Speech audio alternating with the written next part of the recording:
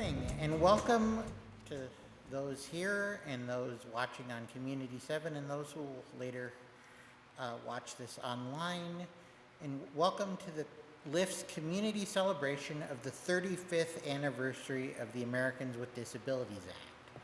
My name is Jed Barton, and for the past 15 years it has been my privilege to be part of LIFTT's team working under various titles, helping LIFTT's public relations and government affairs effort. On behalf of LIFTT, I would like to thank first and foremost our team of staffers and volunteers who have put in many hours of hard work to put together today's celebration. In addition to the speakers you will see from our auditorium, there are over 30 local businesses and organizations outside with tables providing information and services related to disability. We have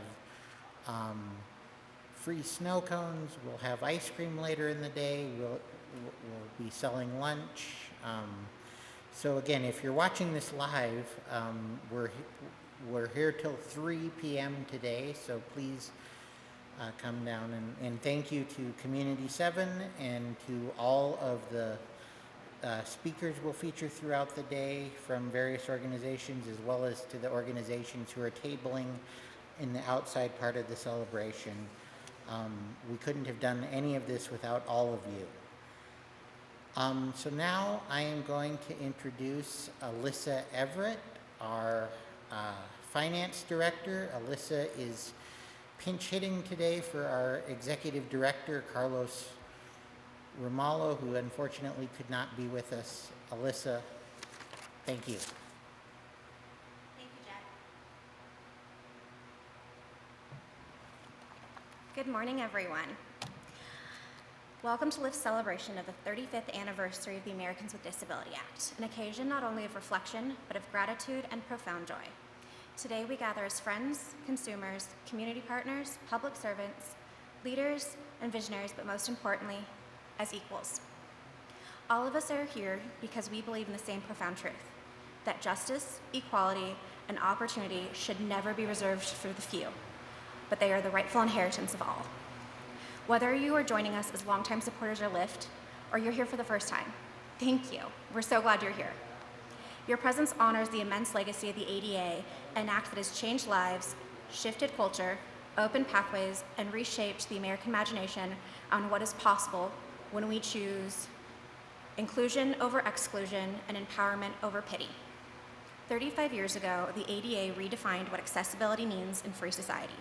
It recognized that civil rights are not fully realized until all people, regardless of ability, have access to buildings, sidewalks, schools, jobs, buses, information, and the dignity that define American life. Thanks to the ADA, disability no longer defines the limit of possibility. Thanks to the ADA, we build ramps, not walls. We provide captions, not silence.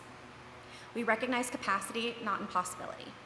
And thanks to the ADA, we move forward, not just as individuals, but as a society that is more just, more compassionate, and more whole.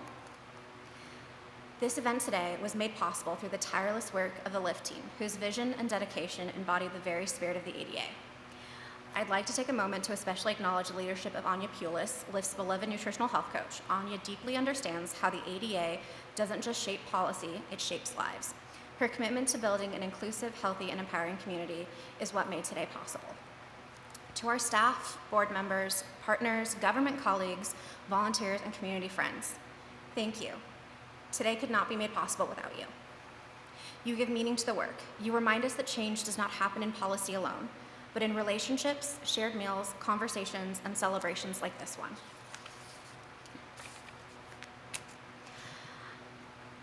Now I share a personal word from LIFTT's Executive Director, Carlos Ramallo, who hoped to welcome you here in person today. Dear friends, due to a necessary emergency surgical procedure, I am unable to join you physically, but believe me when I say there is nowhere I'd rather be than there. Celebrating with you, enjoying the warmth of your company, eating hot dogs and ice cream, and embracing the joy of this milestone. Although I cannot be with you today, I promise I do everything I can to be here next year to celebrate the 36th anniversary of ADA with you all. please know that my heart is with you. Today is a day of happiness, joy, and fulfillment, not only because of the past we honor, but because of the future that we build together. Let us take a moment to send Carlos our best wishes on a speedy recovery, and let us carry his spirit of joyful conviction throughout today's celebration. The ADA is not just a law, it is a living movement. Its achievements are not fragile, they are rooted in justice, strengthened by unity and defended by every one of us who continues to believe in its promise. So, as we laugh, share meals, and make memories today, remember, we're not just celebrating a law. We're celebrating a culture of dignity, a structure of rights, and a community of possibilities. We are able, we are strong, and we are moving forward together. Thank you for being here. Thank you for being a part of LIFTT. Thank you for believing in the ADA. And thank you for making America a place where every person, regardless of disability, is recognized, respected, and empowered to live fully. Happy birthday for the 31st anniversary of the ADA accessibility law. Let's start celebrating. Thank you.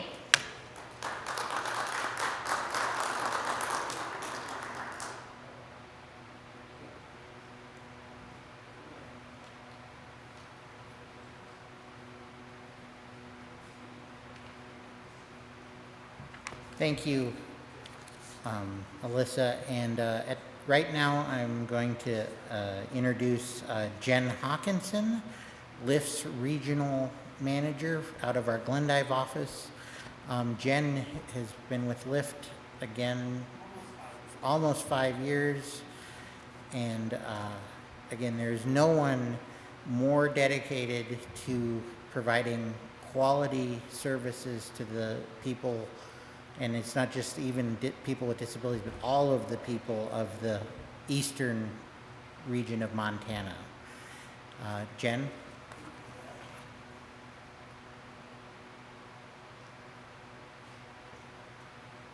Good morning.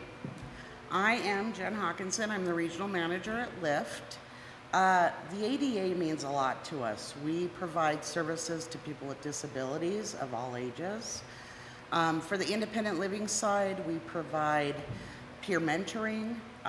We provide independent living skills to learn how to live more independently. Maybe it's learning how to grocery shop or how to get a job. We also have information and referral, so that is available for anybody. They can call and say, hey, I need to know if there's a cancer support group in our area. I need to know what local grocery stores are available.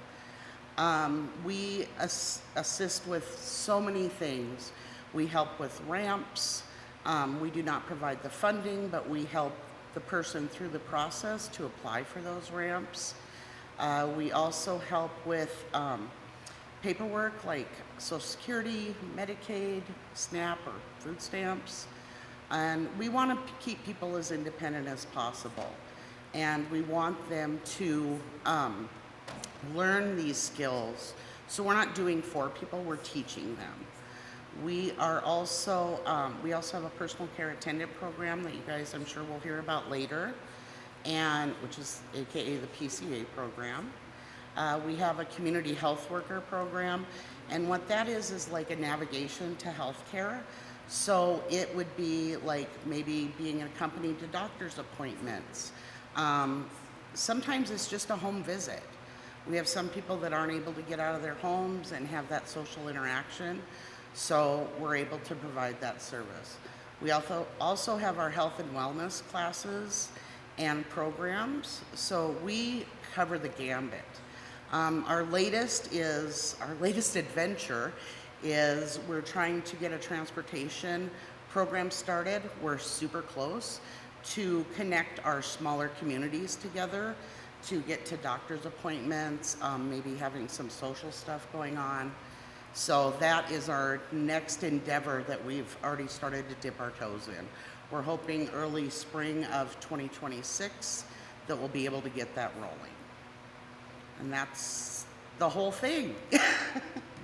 Thank you.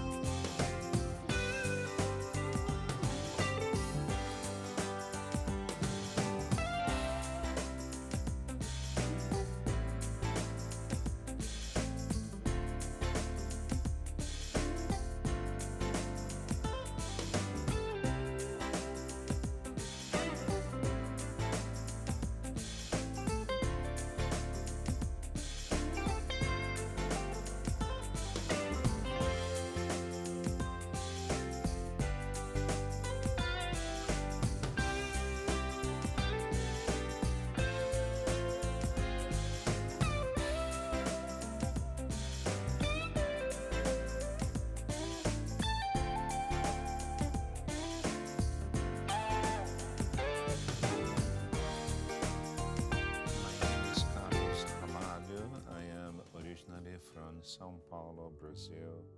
I became disabled when I moved to Montana. I am deaf and I can see to the point of driving and reading and living a normal life, but I am low vision. LIFTT promotes the inclusion of the aging and disabled people of Montana, or I would say the inclusion of the people with disabilities living in our service area. And we do everything we can to promote inclusion in every aspect of society. This year, we chose to promote disability inclusion through transportation because there is no independent living without a person enjoying the right to move freely in society. So we partnered with Billings Matt to put on display, so to speak, the ADA accessibility of the system. Met Transit is the primary public transportation provider for the City of Billings area. We provide both fixed route bus service and complimentary paratransit service. Our entire fixed route bus fleet is ADA accessible with ramp style deployments. The buses can actually kneel the front end of the bus where you're boarding so that it's curb level, so there's no reason to step up into the bus. If you're using it in some sort of mobility device and can't necessarily cross that gap between the curb and the bus, you can have a ramp deployed for an individual to actually board more easily. The fixed route system is also fully equipped with voice enunciation on board for individuals that are actually either visually impaired or hearing impairments, because it does both audible announcements based on the stop location. It's actually a computerized system that we use in conjunction with our GPS bus tracking system. So it knows what stop it's at, what stop is approaching, and so forth. So it can announce those, make those announcements for individuals that might be visually impaired. We've got a lot of features built into the fixed route system to support individuals that have a wide range of impairments. You see, transportation is not only important for people to go from point A to point B. They need effective and reliable transportation to go to school, to go to work, to attend to medical appointments, to receive a treatment. You know, if you're feeling apprehensive, number one, call us, because we'll talk you through it and we'll set you up with somebody to actually go out with you and help you to use that system. We access roughly 85% of the city with the fixed route system, and it's really pretty convenient service. We have 30-minute service covering probably another about 65 to 70% of the city. That happens every day from 5:15 till 8:15 at night as far as weekdays, and then we still have Saturday options as well. So, you know, there's lots of different opportunities out there. There's lots of different methods for getting from where you want to go, but we really just hope you give transit a try and see if it's something you like. When people with disabilities, no matter what type of disabilities they have, are given the tools they need, they will find ways to succeed.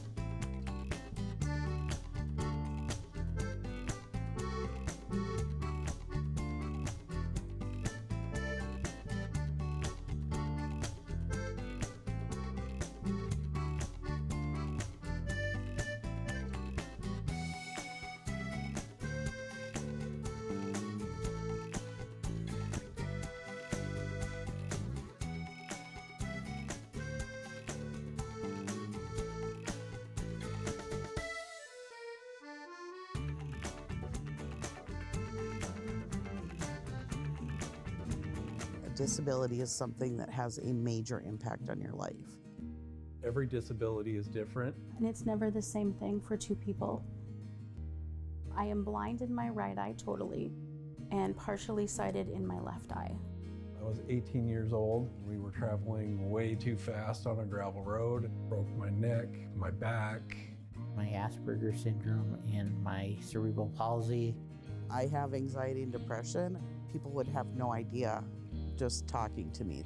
Being independent means different things to different people. I want to live in my own house. I want to pay my own bills.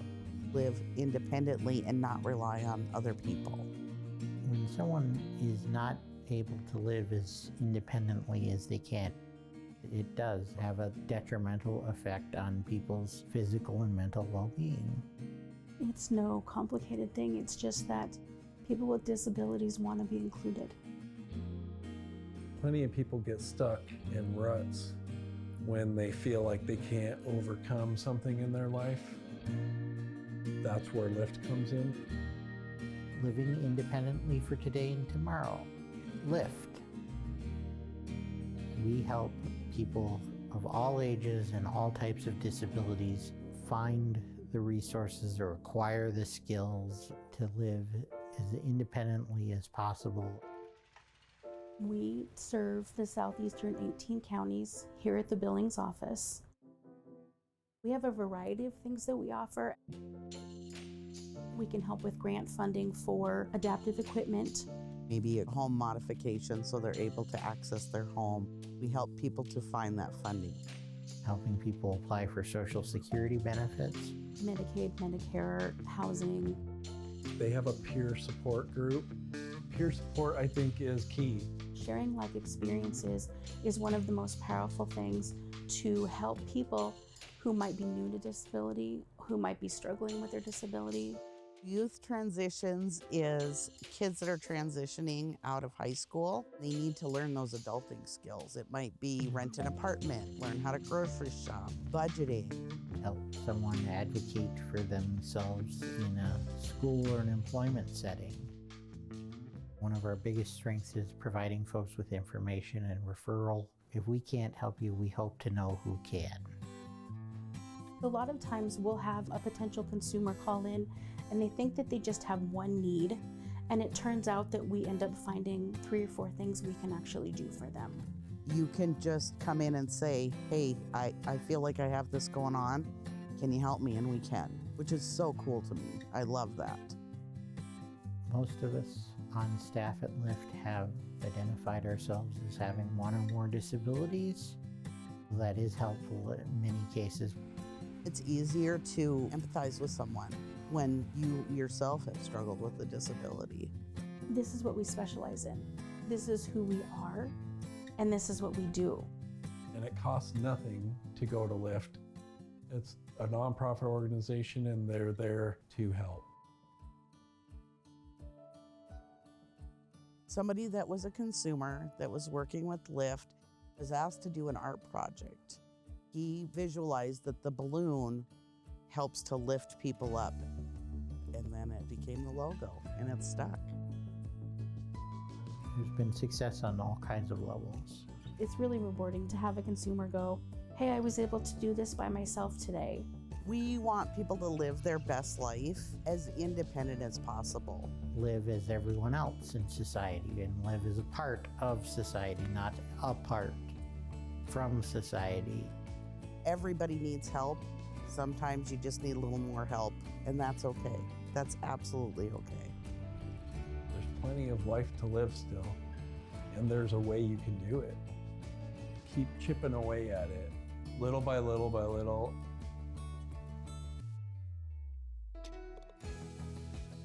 Knowledge is power. Let's share it, for crying out loud. Send us an email, give us a call. We'll do our best to help. We can definitely help figure out what your needs are and get started on that. We're one of many steps in the path to independence, and we're happy to be serving people here in the community.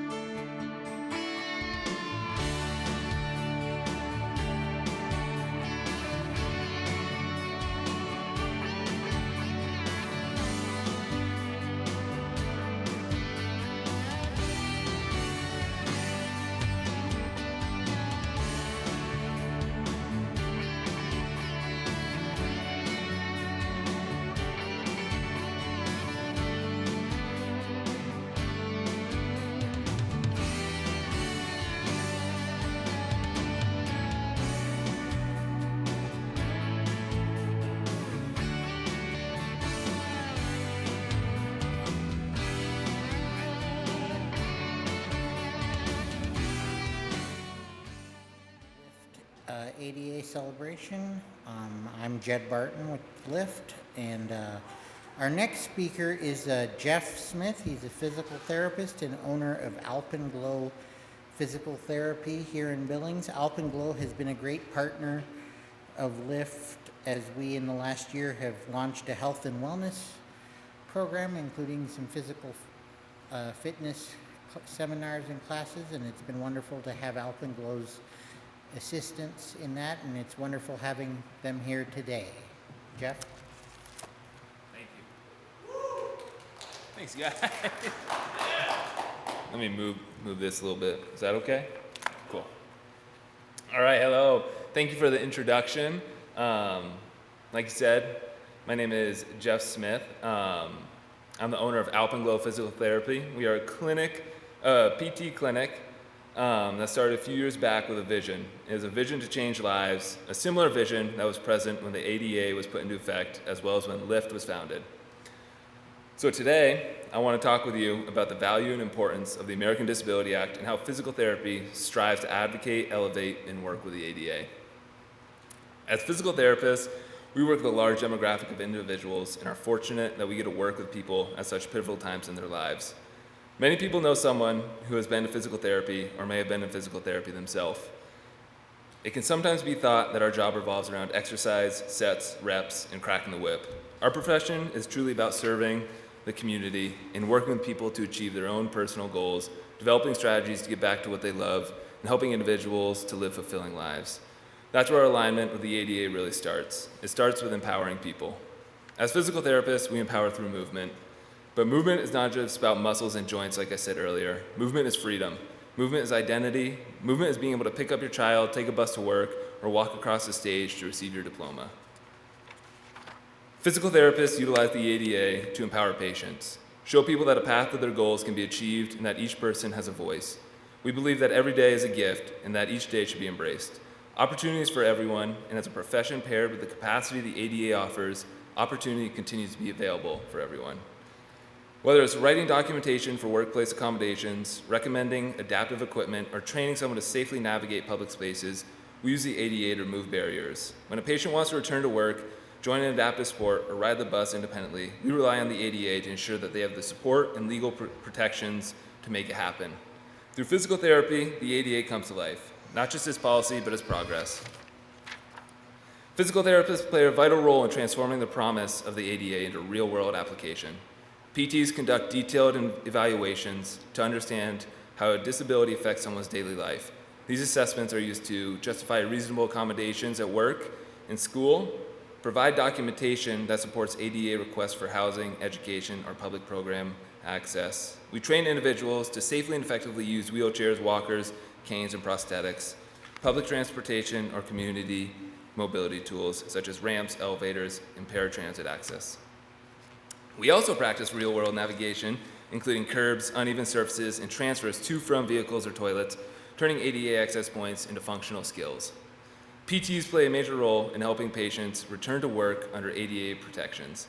We perform worksite evaluations to identify barriers and suggest ergonomic solutions, provide reports to employers, insurers, or vocational rehab agencies, help patients build strength and endurance tailored to their job demands while advocating for non-discriminatory reintegration.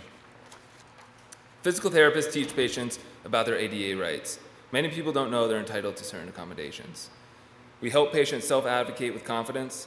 We educate families, caregivers, and even employers or school staff about how to support inclusive participation.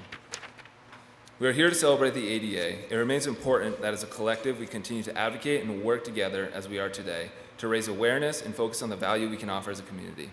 At its heart, physical therapy is about hope with a plan. It's about meeting people at their most vulnerable and helping them build a path forward that they didn't think was possible. It's about telling a stroke survivor, you still have a voice, purpose, and presence, and we're going to rebuild it one step at a time. It's about telling a child with cerebral palsy, you don't need to change to belong, you already do. Let us never forget, the ADA set the standard, physical therapy helps rise to meet it. Thanks. That's my speech on PT and ADA.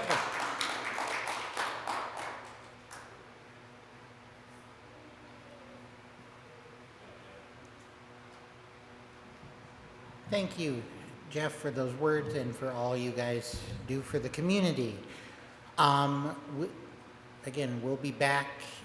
Our next set of speakers will be at 11:30 with a couple of LIFTT team members sharing their reflections. Thank you. Disability is something that has a major impact on your life. Every disability is different. And it's never the same thing for two people. I am blind in my right eye totally and partially sighted in my left eye. I was 18 years old. We were traveling way too fast on a gravel road. Broke my neck, my back. My Asperger's syndrome and my cerebral palsy. I have anxiety and depression. People would have no idea just talking to me. Being independent means different things to different people. I want to live in my own house. I want to pay my own bills. Live independently and not rely on other people. When someone is not able to live as independently as they can, it does have a detrimental effect on people's physical and mental well-being. It's no complicated thing. It's just that people with disabilities want to be included. Plenty of people get stuck in ruts when they feel like they can't overcome something in their life. That's where LIFTT comes in. Living independently for today and tomorrow. LIFTT. We help people of all ages and all types of disabilities find the resources or acquire the skills to live as independently as possible. We serve the southeastern 18 counties here at the Billings office. We have a variety of things that we offer. We can help with grant funding for adaptive equipment. Maybe a home modification so they're able to access their home. We help people to find that funding. Helping people apply for Social Security benefits. Medicaid, Medicare, housing. They have a peer support group. Peer support, I think, is key. Sharing life experiences is one of the most powerful things to help people who might be new to disability, who might be struggling with their disability. Youth transitions is kids that are transitioning out of high school. They need to learn those adulting skills. It might be rent an apartment, learn how to grocery shop, budgeting. Help someone advocate for themselves in a school or an employment setting. One of our biggest strengths is providing folks with information and referral. If we can't help you, we hope to know who can. A lot of times we'll have a potential consumer call in and they think that they just have one need, and it turns out that we end up finding 3 or 4 things we can actually do for them. You can just come in and say, hey, I feel like I have this going on. Can you help me? And we can, which is so cool to me. I love that. Most of us on staff at LIFTT have identified ourselves as having one or more disabilities. That is helpful in many cases. It's easier to empathize with someone when you yourself have struggled with a disability. This is what we specialize in. This is who we are, and this is what we do. And it costs nothing to go to LIFTT. It's a nonprofit organization and they're there to help. Somebody that was a consumer that was working with LIFTT was asked to do an art project. He visualized that the balloon helps to lift people up, and then it became the logo, and it's stuck. There's been success on all kinds of levels. It's really rewarding to have a consumer go, hey, I was able to do this by myself today. We want people to live their best life as independent as possible. Live as everyone else in society and live as a part of society, not apart from society. Everybody needs help. Sometimes you just need a little more help, and that's okay. That's absolutely okay. There's plenty of life to live still, and there's a way you can do it. Keep chipping away at it, little by little by little.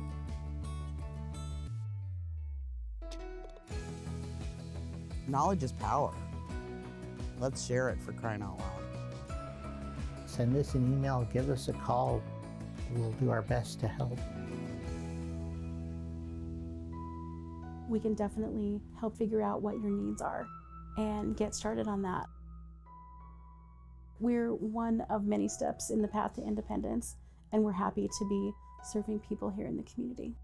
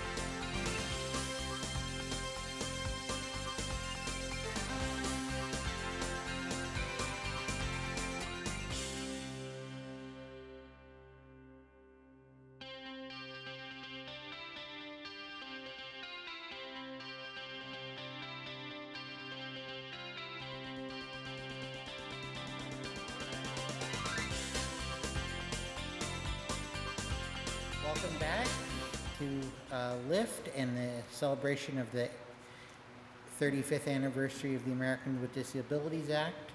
My name is Jed Barton, and I am a Public Relations and Government Affairs Specialist at LIFTT. And in addition to acting as sort of Master of Ceremonies for the day, I have been asked to offer a reflection as well. So I will start with my reflection, and then I will introduce another member of the LIFTT team who will offer a reflection. This year marks 35 years since Congress passed and President George H.W. Bush signed into law the Americans with Disabilities Act, commonly referred to as the ADA. The ADA is truly a landmark piece of civil rights legislation. For the first time in the history, a nation went on the legal record saying that people, no matter what their disability is, are equal members of society and are entitled to full access to participate within the civic, educational, and economic lives of their community. The ADA is not an affirmative action law. It does not give preferential treatment to persons with disability, nor does it establish quotas requiring that either government or the private sector must provide a certain number of educational and career opportunities. The ADA is all about ensuring that a person cannot be stopped from participating in all aspects of American life and reaching their full potential just because they are disabled. The ADA is about ensuring curb cuts that allow wheelchairs to use our public sidewalks. The ADA is about making sure media and our state and local governments have resources such as closed captioning to allow the hearing impaired to view important programming and participate in meetings and policy discussions. The ADA is about making sure a qualified worker does not lose their job just because they are visually impaired. The ADA is about making sure a veteran with PTSD can bring their trained service animal into the store with them to pick up their groceries. In short, the ADA does not run the race for the disabled, but it does make sure that the starting blocks are a little more even. Even as we celebrate, there is more work to be done. The ADA and related legislation such as the Rehabilitation Act and the Individuals with Disabilities Education Act are always in need of being updated and changed to meet new challenges and concerns. But even more fundamental is the notion that if we are not eternally vigilant, we could lose the rights and liberties that so many fought so long and so hard for.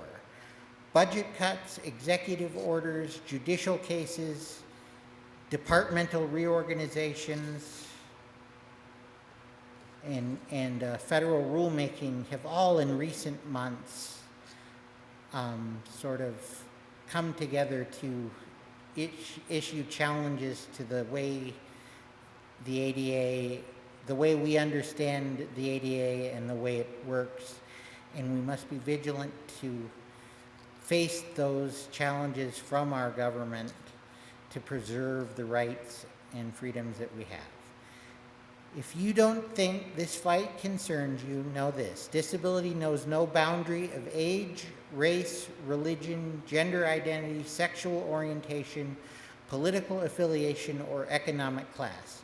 Disability of one kind or another exists in every family in this city, state, and country in one way or another. Anyone can acquire a disability at some point in their life. No one is immune. The fight for disability rights does not belong to any one group. It is truly a civil rights fight in which all have a stake.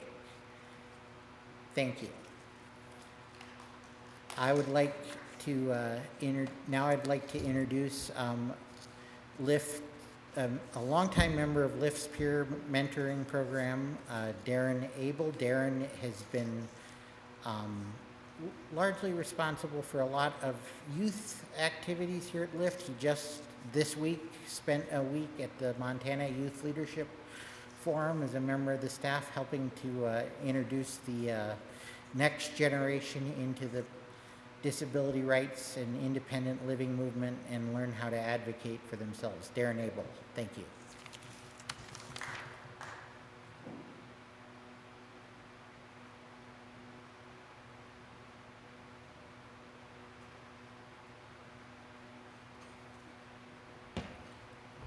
Can you hear me? All right, thank you. So, my name is Aaron Abel. I've been a peer mentor now for 8 years. Well, going on 8 years in April of 2026. So I just wanted to make a statement on the ADA, and I don't have any paper in front of me. But, so, here I go. So, life, liberty, and the pursuit of happiness are the words that are a part of our Declaration of Independence. And at the end, I'll have a quote from a movie from 1932. So, with that said, the reason I brought that up is because the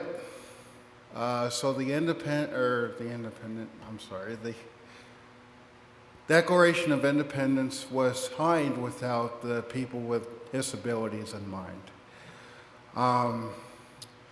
So, I was born with cerebral palsy, and I am actually as old as the ADA itself. So I feel pretty glad when I hear people say it's a young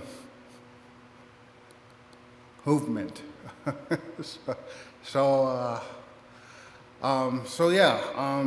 only thing I want to say is the ADA has helped me, not me personally, but it's helped people around me and people who are like me. It's not easy to have a disability. And as Jed said, this last week I was at a conference in Helena, Montana, which has been going on in Billings since the year 2000. Well, I should say this, I have a speech impediment for 25 years, starting in Billings, Montana. And I've seen through the years, I was a delegate 16 years ago. So I've seen a lot of change in those youth. I've seen a lot of change in those kids. I've actually seen a lot of change in myself. When I started out as a youth, I was quiet. I wasn't sure what I wanted to do. And actually, I didn't think I was going to get one word out. But probably because the benches are empty, that helps. Anyway, so we talked about the ADA and the history of disabilities and what it meant to a lot of people who were like me, and people who share our commonality and common ground of disabilities. One of the most important things you got to realize is ADA constitutes our lives and how we're going to live it for people with disabilities. So when you build a new building, it has to be ADA compliant, and I mean ADA compliant. I don't mean look at it and go, oh, it's okay, because it's not okay. And I've actually went into a few businesses with doors without you press a button and it opens up.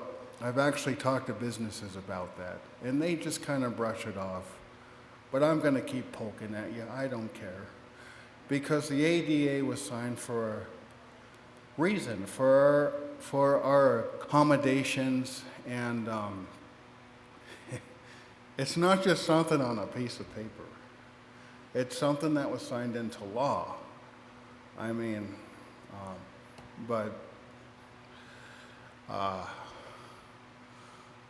so I just want to say that I'm so proud of how far the ADA has come and how far we've come as individuals with disabilities. And because it's not easy living with disability. It's not. I wish the only thing I could take away from my disability is my speech impediment, because I love public speaking. It may not look like it, but the only thing that makes me nervous is my speech. My physical disability, I'm okay with. yeah, so if LIFTT and the ADA has taught me anything, it has taught me to hit stronger and to, or get stronger with determination. I don't say a lot, but I show through my actions at LIFTT and the Montana Youth Leadership Forum that everybody with disabilities, they matter. And so to close this off, I am going to quote a movie quote from 1932. Keep in mind that people with disabilities in that time were known as freaks and sideshow performers because, and that's okay, that's a part of our history. I used to get mad at that, but I don't anymore, but that's a part of our history. That's why we're here. That's why LIFTT is here. And pretty much that's why any disability, anyone who helps people with disabilities, that's why those organizations are here. But that's a part of our history. That's how we were viewed, and through time, you had Section 504, 1973. No discriminations against federal places like your job or schools. And then 1990, the ADA. So the ADA, I like to look at it as our Constitution, a form of our Constitution for people with disabilities so we could thrive and open up and just be a part of society as a whole. Ramps, automatic doors, anything that could help us through life. So I'm going to quote this real quick and I will get off of here. So the quote goes, we did not, this is a short quote. So it starts out as something like, we didn't lie to you folks. They didn't ask to come here, or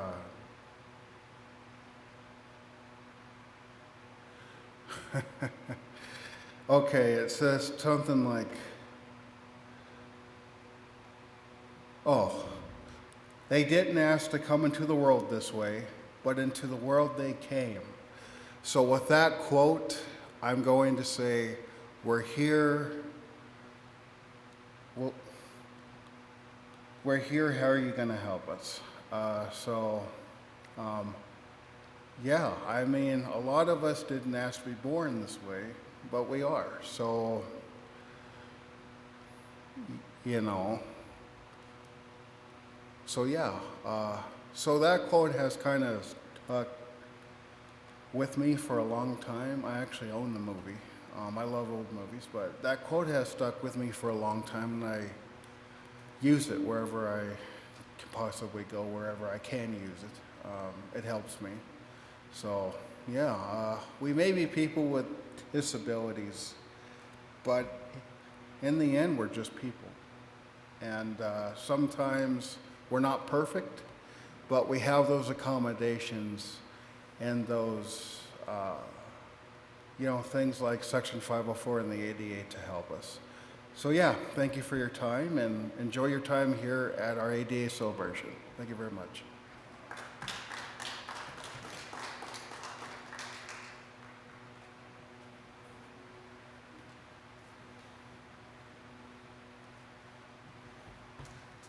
All right, thank you, Darren.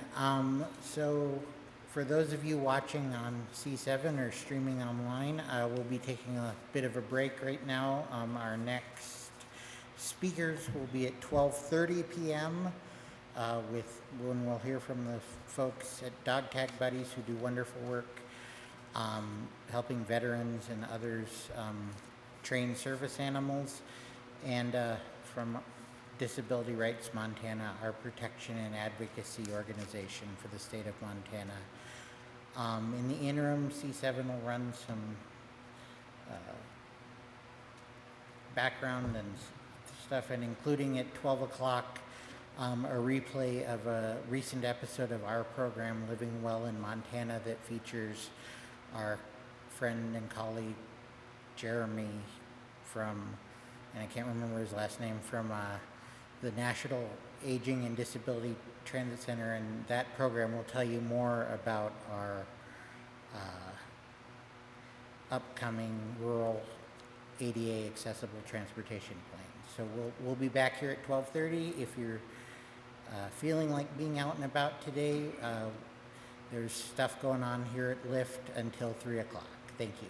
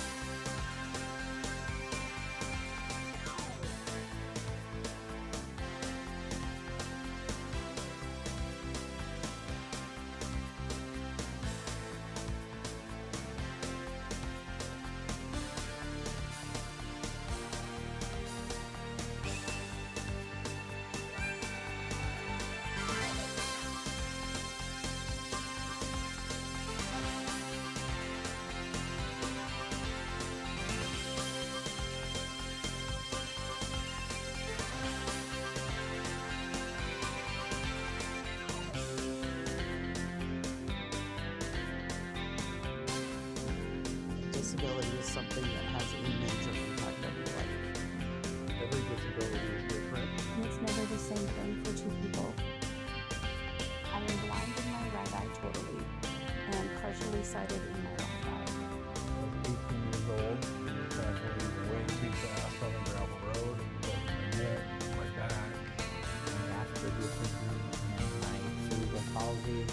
I have anxiety and depression. People would have no idea just talking to me. Being independent means different things to different people. I want to live in my own house. I want to pay my own bills. Live independently and not rely on other people. When someone is not able to live as independently as they can, it does have a detrimental effect on people's physical and mental well-being. It's no complicated thing. It's just that people with disabilities want to be included. Plenty of people get stuck in ruts when they feel like they can't overcome something in their life. That's where LIFTT comes in. Living independently for today and tomorrow. LIFTT. We help people of all ages and all types of disabilities find the resources or acquire the skills to live as independently as possible. We serve the southeastern 18 counties here at the Billings office. We have a variety of things that we offer. We can help with grant funding for adaptive equipment. Maybe a home modification so they're able to access their home. We help people to find that funding. Helping people apply for Social Security benefits. Medicaid, Medicare, housing. They have a peer support group. Peer support, I think, is key. Sharing life experiences is one of the most powerful things to help people who might be new to disability, who might be struggling with their disability. Youth transitions is kids that are transitioning out of high school. They need to learn those adulting skills. It might be rent an apartment, learn how to grocery shop, budgeting. Help someone advocate for themselves in a school or an employment setting. One of our biggest strengths is providing folks with information and referral. If we can't help you, we hope to know who can. A lot of times we'll have a potential consumer call in and they think that they just have one need, and it turns out that we end up finding 3 or 4 things we can actually do for them. You can just come in and say, hey, I feel like I have this going on. Can you help me? And we can, which is so cool to me. I love that. Most of us on staff at LIFTT have identified ourselves as having one or more disabilities. That is helpful in many cases. It's easier to empathize with someone when you yourself have struggled with a disability. This is what we specialize in. This is who we are, and this is what we do. And it costs nothing to go to LIFTT. It's a nonprofit organization and they're there to help. Somebody that was a consumer that was working with LIFTT was asked to do an art project. He visualized that the balloon helps to lift people up, and then it became the logo, and it's stuck. There's been success on all kinds of levels. It's really rewarding to have a consumer go, hey, I was able to do this by myself today. We want people to live their best life as independent as possible. Live as everyone else in society and live as a part of society, not apart from society. Everybody needs help. Sometimes you just need a little more help, and that's okay. That's absolutely okay. There's plenty of life to live still, and there's a way you can do it. Keep chipping away at it, little by little by little.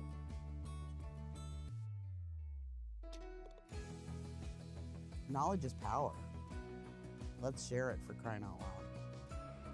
Send us an email, give us a call. We'll do our best to help. We can definitely help figure out what your needs are and get started on that. We're one of many steps in the path to independence, and we're happy to be serving people here in the community.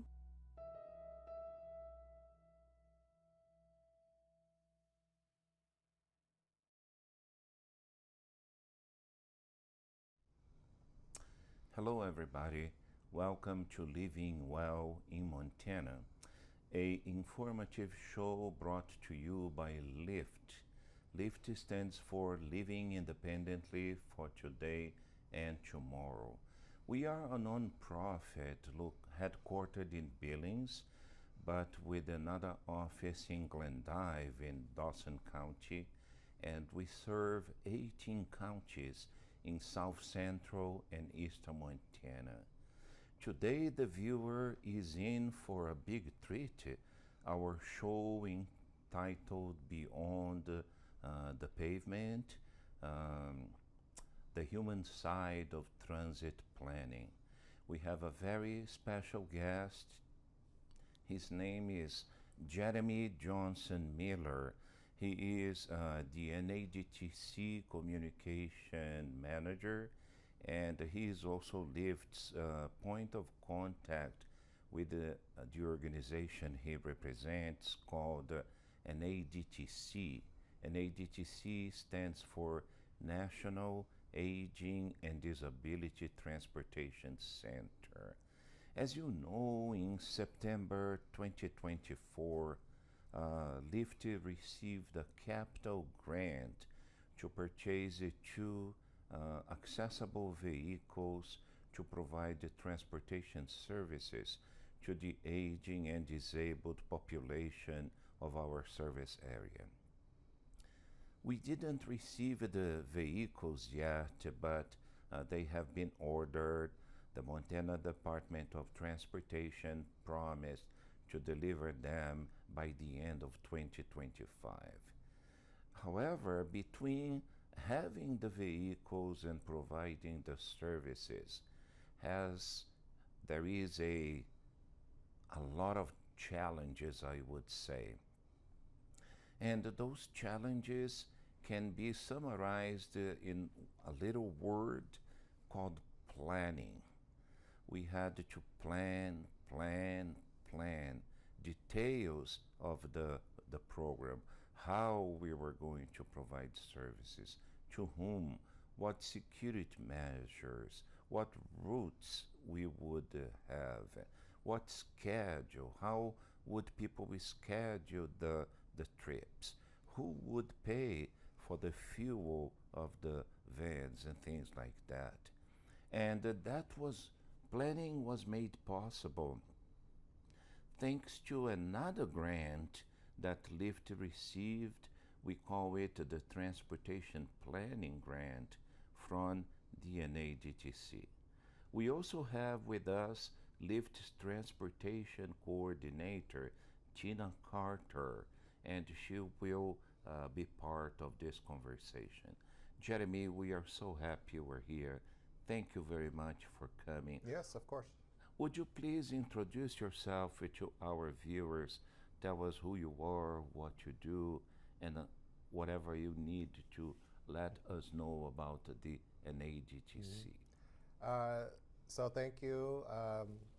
I've had a really great welcome party to Billings. This is my first time in Montana. So I live in Des Moines, Iowa. And our headquarters for the National Aging and Disability Transportation Center is in Washington, D.C. But the NADTC, as part of our name, our focus is aging and disability. And our primary projects that we focus on are accessibility of transportation. And so we focus and develop different materials. We have trainings that are available.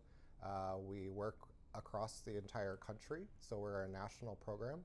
All of our services are free of charge, and so you can access all of our information on nadtc.org.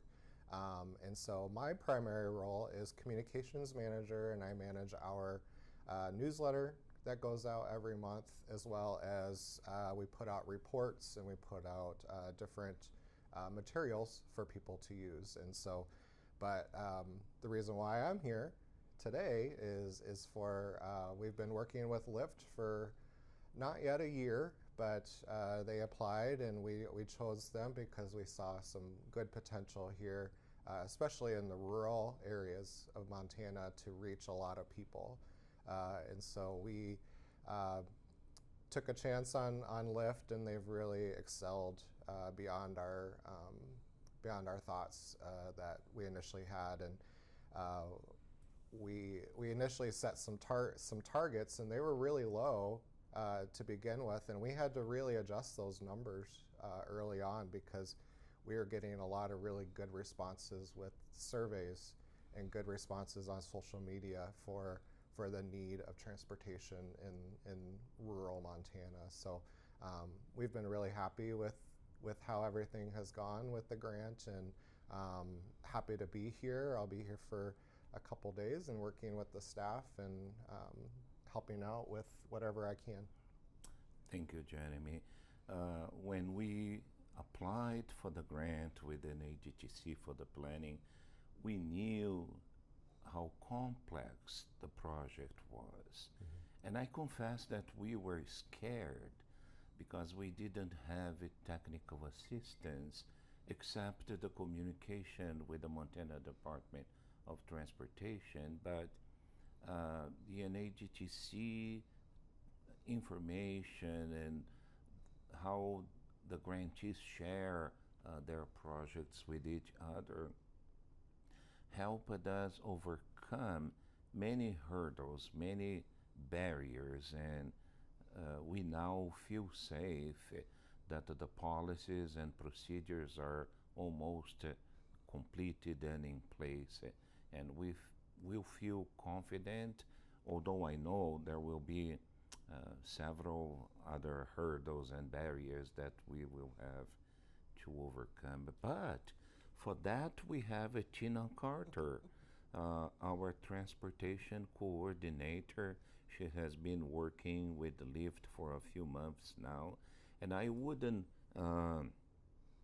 hesitate to say that Tina is a fast learner, and she absorbs information.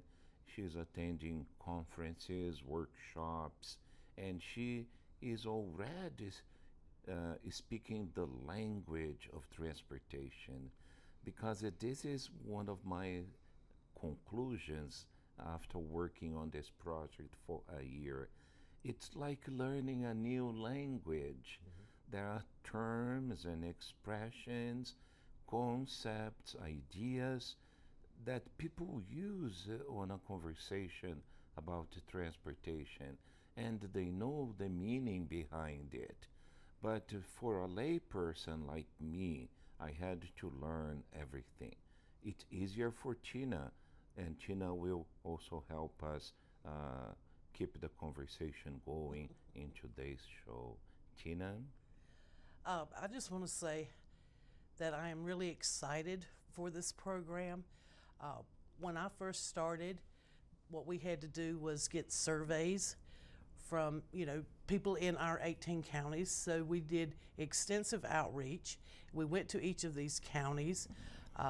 We went to nursing homes. We went to senior citizen centers, anywhere we could find people to fill out our surveys. And in the end, we ended up with 521 surveys completed, and we compiled that information, and we found out the greatest needs that people talked about was accessible transportation and affordable transportation. And being from Glendive, we have GMC hospital there, but if anybody needs to go to a specialist, then they are referred to doctors here in Billings.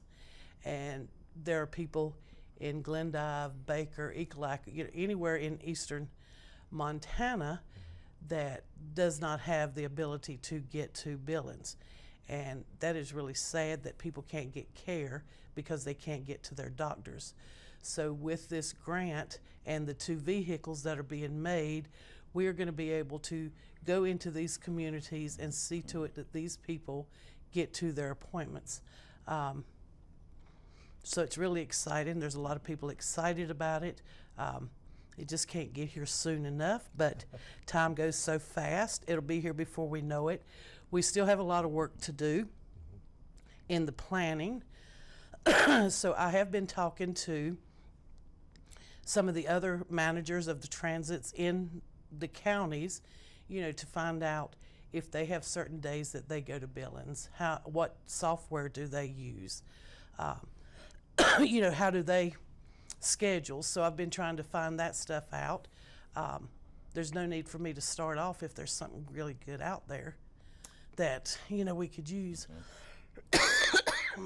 Thank you, Gina. Can I add something too? That as part of our grant program, we had 10 other grantees that we chose to be a part of the project as well, from across the country. And Carlos mentioned that we have regular meetings that all of the grantees come together on a virtual network, and we can all talk together, and they all share what they're doing. They're sharing experiences. That's what, and I think Tina has made some good connection, and the other staff have been able to learn from that. And so that's another part of what we like to do with our grants, is bring everyone together and learn together. So we're not all struggling on our own, and especially for brand new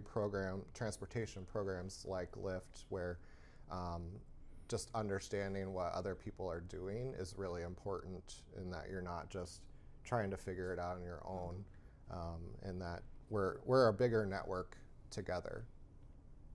Our nation is so big and so diverse, and each state is different from another, each county is different from another. So knowing the context and where the transportation program is going to be created and the people that it will serve is very important.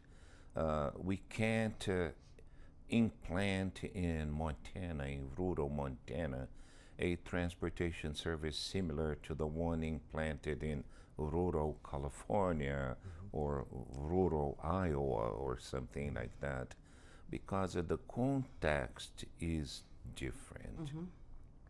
And that's something that really scared us, because a LIFTT service area comprises 18 different counties.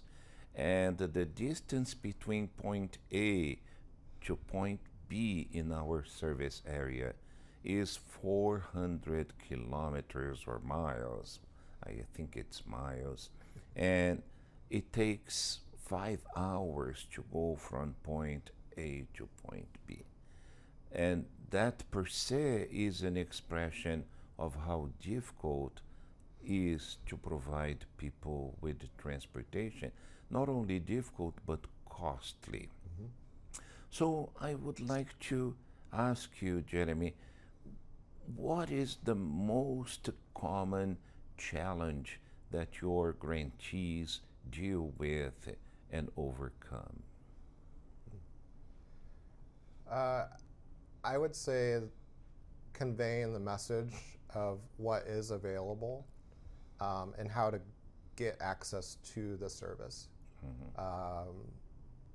People in rural areas think that they don't have access to transportation, and I think that's what you're trying to achieve, is have vehicles available. And so how do you get that message out to people?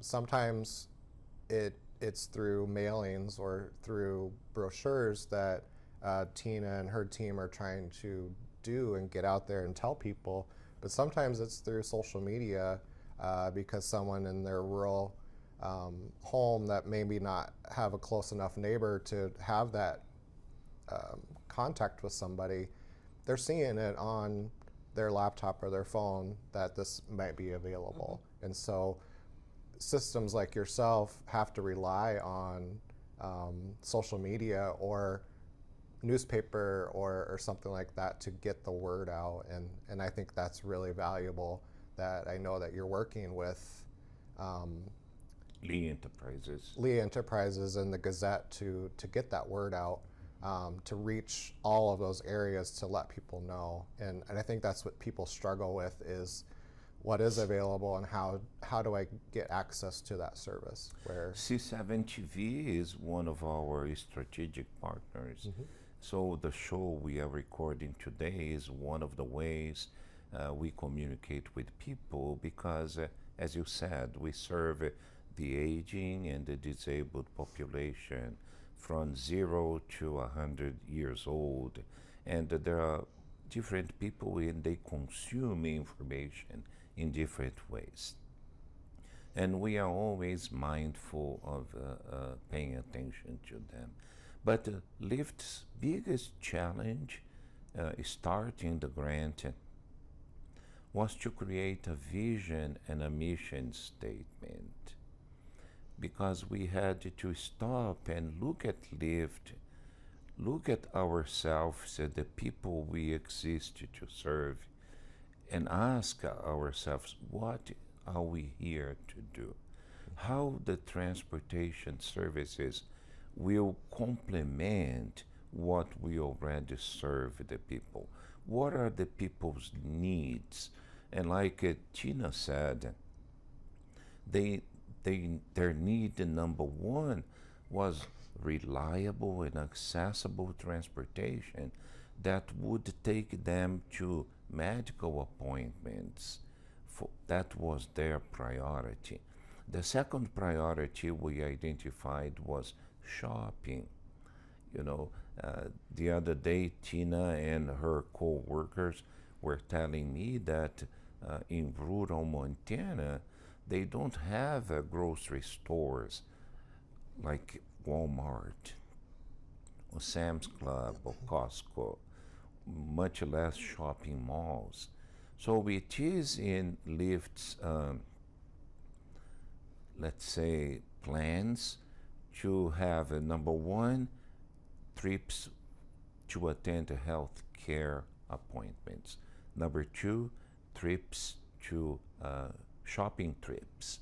Number three, recreation, education, and employment. But we also wrote in our vision and mission statements that the purpose, the goal of the transportation program we are creating is to step into the gap, because there are transportation services providers out there, but they have fixed routes, they are not flexible, they are not curb to curb, and there are gaps that people need to be transported to, and we are willing to fill those gaps. And for that to happen, Tina is communicating with the other transportation service providers to find out what those gaps are and offer a partnership for us to step in. We let them know that we don't want to take over their program. We want to enhance their program, because there are some people in their areas that, you know, their bus is either full or it's not, something happens, they don't have a driver, you know, for that day that they need to go. So we just want to enhance their program, not take over, so that all of our counties can serve more people. Do you have other grantees that have a similar mission and vision? Of course.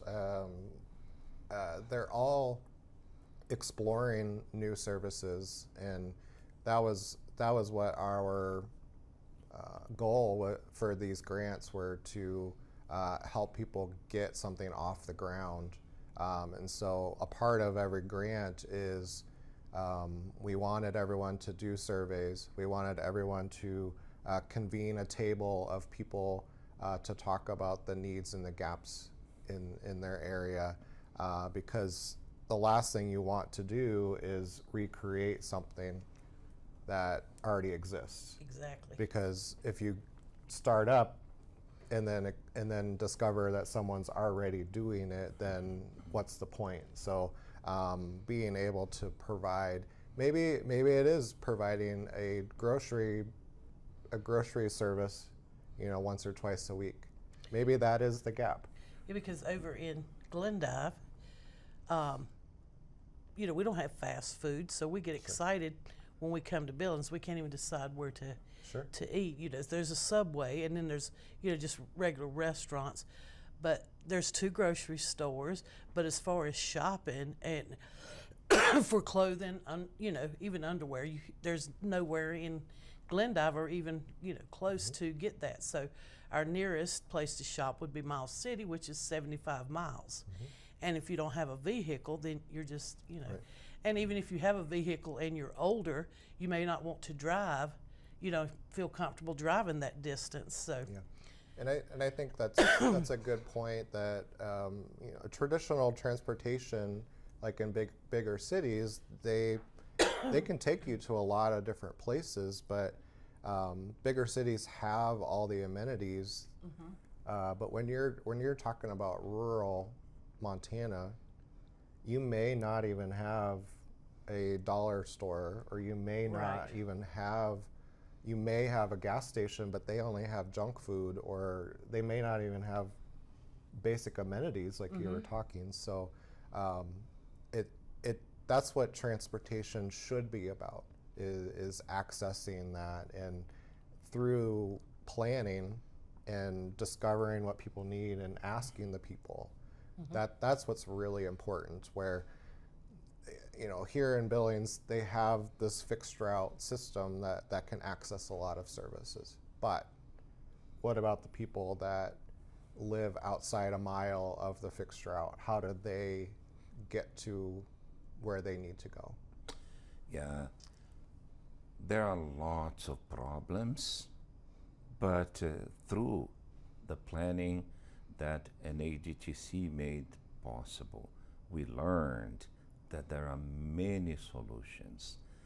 As a matter of fact, I would say there are more solutions than problems, because Montana is a wonderful state. It's a joy to be a citizen of rural Montana.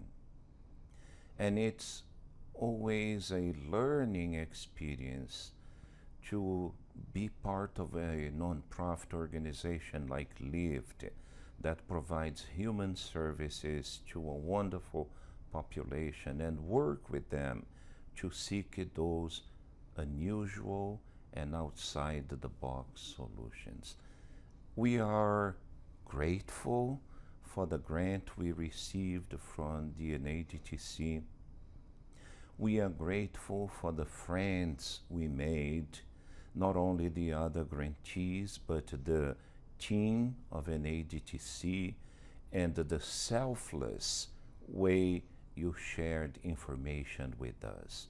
You taught us a lot. And you know what? Whatever you taught us regarding the planning of a transportation program can be used for any new program that LIFTT will create in the future. From creating a budget, performance standards, and then a phase planning project with policies and procedures, is a lesson that we will carry with us for as long as we work at LIFTT. So thank you very much, Jeremy, and all team from NADTC. It's our pleasure. And that depletes our time with you. Please stay tuned. We'll be here next week talking about the celebration of the 35th anniversary of the Americans with Disabilities Act.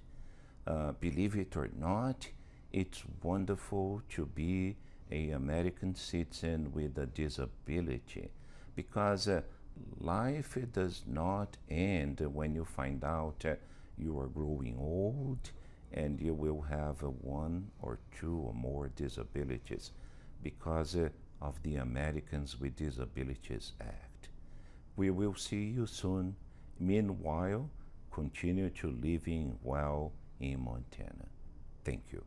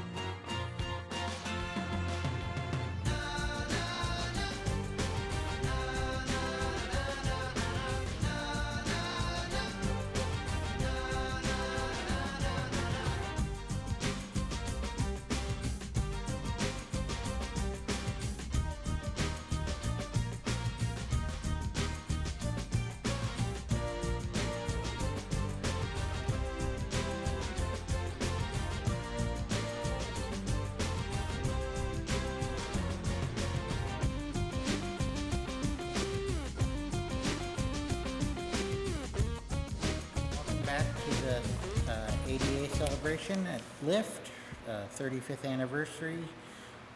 For the next set of speakers, we have two folks representing agencies that are important community partners of LIFTT. First up is Dee Dee Baker. Dee Dee is a certified dog trainer and executive director of Dog Tag Buddies, an organization that helps provide veterans and other folks with disabilities with trained service animals that help them live their lives as independently as possible. Dee Dee?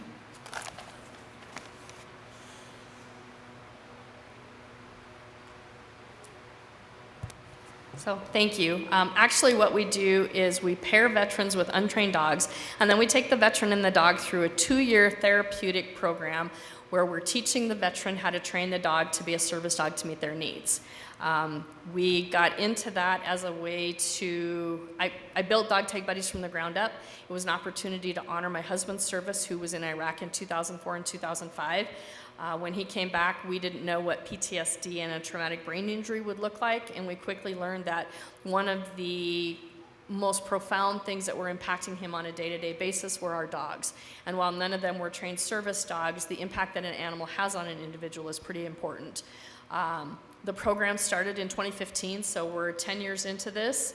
The program includes working with veterans to determine eligibility as we're looking at what their needs are and is a service dog going to be the best fit, because as we all know, diagnosis may not necessarily rise to the level of disability, and if there is a disability that we're looking at, we need to know what is it that we can actually train the dog to help. So aligning expectations and making sure that the dog is going to be the best fit for them, because when I talk to my veterans and I explain to them, having a service dog means you will never go to the bathroom alone.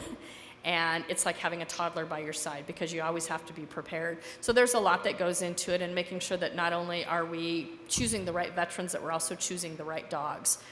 As we look at what we do, one of the things we explain to them is need before breed. So we want to make sure we have a really good conversation and an understanding of what the disabilities are, what are the challenges that impact your activities of daily living, and what is it that we need to teach the dog to do to help you. And so size, temperament, personality, lifestyle, all of those things that go into choosing the right dog for the right job is super important. That's kind of it in a nutshell. We got involved with this, as I said, as a direct result of my husband's military service, which is how we ended up serving the veteran community. And because the veteran community, when we look at Montana and we look at the statistics, approximately 1 in 10 Montanans is a veteran. On top of that, when we look at death by suicide in Montana, Montana's ranked in the top 3 over the last 40 years in death by suicide. Our veteran death by suicide is almost twice the national average. And so having these dogs by their side truly can be life-saving and life-altering for them. And it's not just about the veteran, it's about their family. Veterans go from total isolation. They're missing out on spending time with their families. They push away from people. They ruin relationships. A lot of things can happen. And so when they come into our program, we kind of look at it as dropping a pebble in a pond. If we can spend 2 years with this veteran teaching them how to communicate and build a relationship with a dog, it goes a long ways in them learning that they can have other relationships. They become better spouses, they become better parents, they become better children, employees, community members. So that ripple effect is really important as we look at what we're doing with our veterans. One of the things that we always talk about is we spend a lot more time working with the human end of the leash. The dogs are the easy part. So, that's all I have. Okay, thank you.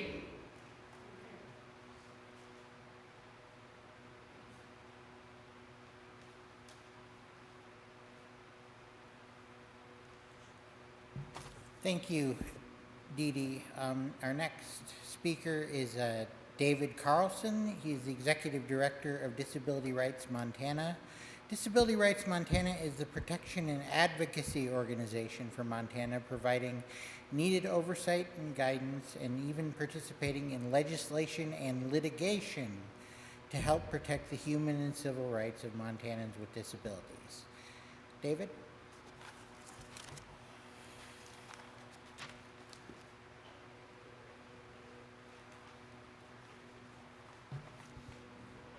Thank you very much, Jed, and I'd like to thank Carlos and the rest of the LIFTT team for having us here, and more importantly, having the entire community here, welcoming them into their daily home. I am with Disability Rights Montana, and we are the protection and advocacy system. So let me tell you a little bit about what that is. Back in the late 60s, early to mid-late 60s, Robert Kennedy Sr. went to an institution called Willowbrook. And in that institution, he saw horrible things being done to people with developmental disabilities. And he held a press conference on the steps, said that the facility was a snake pit and someone needed to come in and do something about it. And guess what happened? Nothing, as often happens. But when one of the nation's most powerful lawyers and politicians from one of the most powerfully politically and financially connected families in the country can't get something done, it's probably not going to get done. So 6 years went by. Robert Kennedy was assassinated. You would think the facility was forgotten, but it wasn't forgotten because there were still people living there and family members who were concerned, people who were working at the place who knew it just wasn't right. And they reached out to a cub reporter who they convinced to come on out to the facility. And he snuck cameras into the facility. He snuck people out of the facility to go interview at a doctor's house in the evening. And then he also arranged for the typical dog and pony show that if media wants to come, the facility will show them, hey, it's all great. And he showed the difference between what the facility wants you to see and what you actually see when you sneak inside with cameras. And that reporter, that was his first big break. He was just a local reporter on New York News, and we all now know him. Geraldo Rivera became a national household name both in news and during his talk show days in the 80s. And he still, to this day, thinks back on that first big story of his as a life-defining moment. It was a life-defining moment for many other people too, because once the word got out, not just now to New York news, but it got picked up by stations across the country, Congress had to do something. It was being beamed into people's homes. It wasn't just a lawyer standing on the front steps of a place. We got to see naked people huddled on the ground with food being shoved into their mouths quickly, people sick, people not getting the treatment that we were all being promised they were getting. They said, don't worry, just give them over to us, the state will take care of those people. What they were doing was warehousing those people, treating the people's boxes, saying how many can we fit in this building, now we're done with them and move on to the next government related issue that they want to deal with. So Congress had to decide what to do. They could say, there is no such thing as privacy in America. Reporters can go anywhere they want, record anything they want. That wasn't going to be quite right. That didn't sound right. What they did instead was they said there has to be a group of lawyers and other advocates in every state and territory to be independent watchdogs on what anybody in that state is doing. If they're the state government and they're running a facility, they have to be able to go in and take a look at it. If they are a private nursing home, they have to let these people in. If they're your local hospital or clinic or homeless shelter or jail, if there are people with disabilities there, we need someone who will go in and make sure people are not being mistreated. And they created what is known as the protection and advocacy systems, and that is what I work for. So there's one in every state and territory, as well as the Native American nations in the Four Corners region have their own protection and advocacy system as well. So there's 57 of us, and we're all run independent of state government, independent of federal government. We are run by boards of directors here in Montana, by Montanans with disabilities and family members with disabilities, set our annual priorities to say, use your incredible power to go anywhere there is a person with a disability and do any type of advocacy that is necessary. We can do class action lawsuits, we can do individual lawsuits, we can help people write a letter to their landlord to explain what's going on. We can help people educate their lawmakers about the unintended consequences of a bill that was passed last year or the benefits of regulating this or that differently. So we end up showing up all over, but usually behind the scenes. We're going to the state psychiatric hospital. We're going to nursing homes. We're going to day and residential services for people with developmental disabilities, places no one else can go because of legitimate, important privacy interests. But we're making sure that the people who are delivering services are not hiding behind that privacy and using it to abuse without any oversight. We also audit the books of people who manage the funds of Social Security recipients. So if you receive Social Security funds and the Social Security Administration doesn't think you should be managing your own funds because you might be taken advantage of, they will give that money to someone else. The problem is that person might take advantage of you. So Congress said, you know what, we should get those protection advocacy guys over here again and have them make sure that people's finances aren't being misused. So if you hear of someone being mistreated in their own home by an in-home care worker, in a nursing home by a CNA, or in an employment setting. I once investigated a sheltered workshop. That's where a lot of people with disabilities end up being told they can work is only in this warehouse with only other people with disabilities. And one of the supervisors there, to teach people with disabilities how to do this job in this lumber yard, would stomp on their feet every time they took an extra step. It was like, you only need to take 2 steps to get there. Don't. And so anytime someone would take 3 steps, he'd be there to stomp on their foot. So wherever the abuse is happening, wherever the financial exploitation is happening, you can always call Disability Rights Montana. That's an authority we have to go in and investigate and then do advocacy as needed. And that brings me to today. We have the Americans with Disabilities Act is celebrating its 35th anniversary. And that is incredible. It was based on an even older law from the early 1970s called Section 504 of the Rehabilitation Act.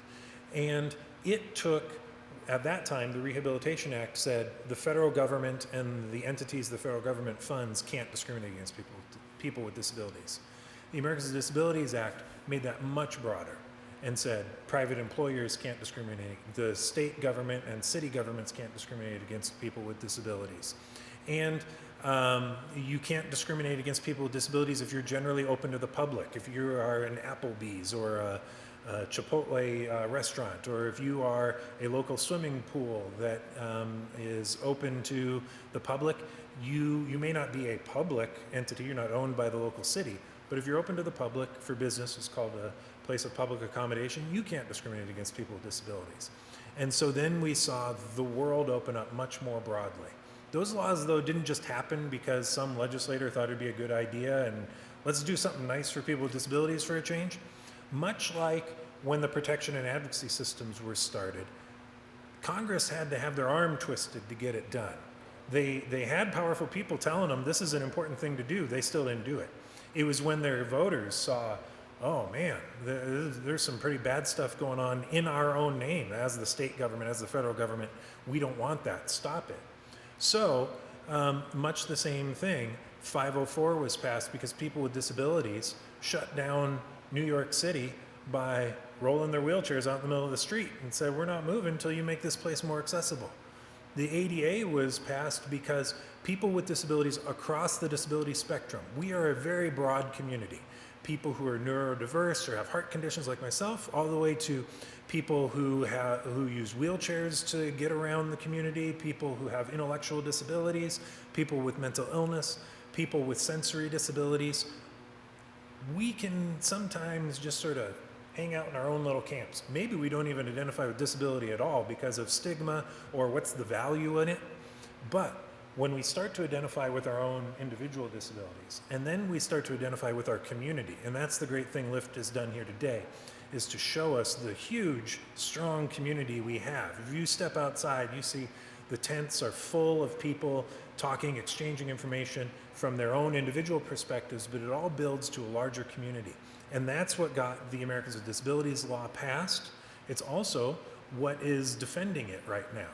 We've got an executive order that was signed on Thursday that wants to start reinstitutionalizing people with disabilities. We spent 50 years trying to move people out of institutions, and now, as a response to our incredible housing crisis we have in this country, the solution is being proposed that we should pathologize and criminalize homelessness and force people into treatment or jails if they are homeless. And that would be a violation of the Americans with Disabilities Act and the civil rights case law that has come out of that. Many people have heard of the Olmstead lawsuit, or like I like to reference it, the Lois and Elaine lawsuit. Lois Curtis and Elaine Wilson were the two women who were being held unnecessarily in an institution and fought all the way to the U.S. Supreme Court to get the right to live in the community. We don't want to go backwards. That was in 1999. That wasn't that long ago. That's within our lifetimes. It was routine and assumed that if you had a disability, you will be going to an institution to get treatment. But then the Supreme Court said, no, if there are community services that can meet your needs and you want to live in the community, go live in the community. The state must deliver those services to you if they would otherwise deliver them to other people. And so we need to rally together to keep the ADA vital and strong today, 35 years later. And that's not as insurmountable as it may sound.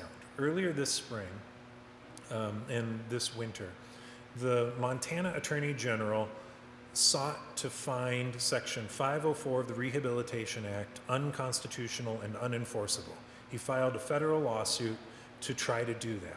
And remember, I told you, that was the original law that the ADA was based on. And he wanted to say that that is unconstitutional. Montana's disability community rallied together. LIFTT wrote letters to the Attorney General. We held a press conference in Helena and then hand-delivered, many people from across the disability community then hand-delivered that letter to the Attorney General's office demanding that he back down from that lawsuit. We even held an art installation where we got one of those old school pencil sharpeners and we ground pencils down to the nub and threw them to the floor for every kid that would lose their 504 plan if Section 504 of the Rehabilitation Act was found unconstitutional. Eventually, the Attorney General and his buddies in 16 other states, the Attorney Generals of those other states, backed down. And they pulled that section out of their lawsuit. And they said, we will no longer be seeking to find 504 unconstitutional and unenforceable. That was just this spring. And there was a legitimate, hard-fought attack against our rights, and the disability community responded and fought back. There are ongoing attacks on our rights to live in the community, on our rights to get Medicaid services, on our rights to get food assistance, and we can continue to fight back. Make sure that our state administers its programs legally and responsibly. Make sure that if we run a state psychiatric hospital, it meets constitutional and federal statutory minimums as far as quality goes. It does not currently. It has been delicensed or decertified by the federal government because it doesn't meet minimum requirements for our psychiatric hospital.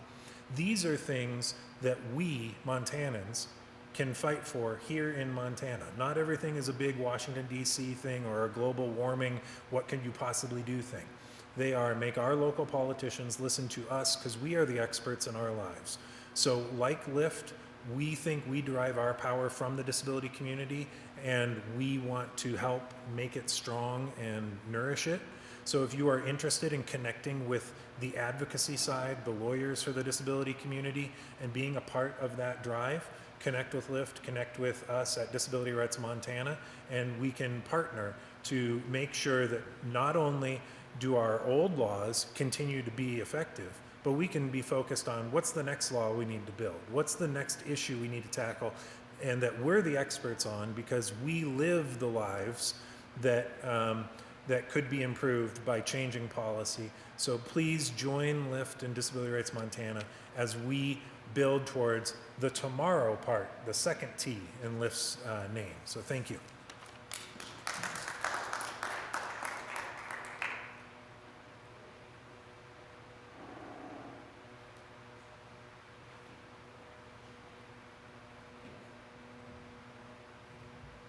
Thank you, David, and thank you again, Dee Dee, and we'll be back for those of you watching on online or on television. We'll be back in around 1 o'clock with a couple more speakers.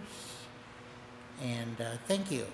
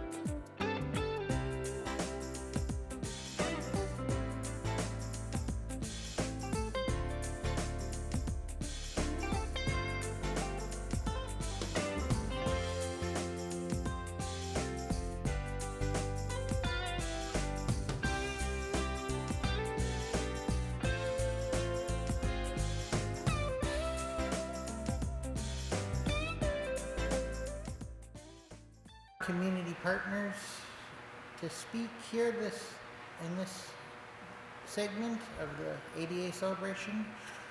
First up is Mitch Bond. Mitch is the driving force behind a newish organization in town called Access Billings, which, again, the name says it all. They are a group of folks working at the grassroots level to make sure that Billings is accessible to all.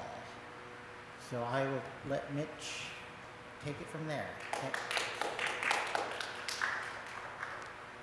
I just want to give a quick thank you to LIFTT for inviting myself and our organization here today. So first off, why the ADA is important. It's so that people like myself and people with disabilities as a whole can get around and can live a life, that is full for all of us. Just 35 years ago, before the ADA, people in wheelchairs like myself just wouldn't go out.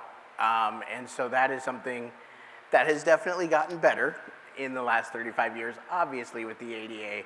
But where Access Billings comes in is to help businesses in the Billings community do even better than maybe the ADA level. So for us, ADA is the bare minimum. We want them to go above and beyond. So, whether that's a ramp in a building or if they have steps that people in wheelchairs cannot get up like this, up to the podium, we would help fix that. And so that is our goal with Access Billings, is to make Billings a 100% handicap accessible city for everybody with any sort of disability. So with that, I again just want to thank everybody here at LIFTT for this opportunity, and thank you for the ongoing support of the Billings community in making disabilities more of an awareness in the forefront. So thank you for your time today.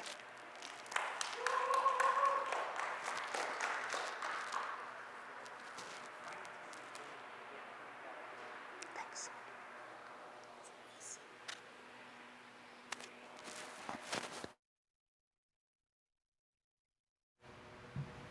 Thank you, Mitch. And LIFTT certainly shares your vision of the ADA as the basis for improvement. Thank you, Mitch. Our next speaker is, have a little bit of microphone trouble here. Our next speaker is the Reverend Dwight Welch. Dwight is the United Campus Ministries pastor at Montana State University. United Campus Ministry is a ecumenical organization of that combines the members and congregations of several denominations. I've lost track over the years. I myself am a UCM alum from my days at MSU Billings. And one of the programs that has fallen under the UCM umbrella is, over the last few years, is the MSU Billings Autism Club, which is, as far as we know, one of the few clubs at the collegiate level in the state of Montana for autistic and neurodivergent individuals. So Dwight, if you'll come on up. Thanks.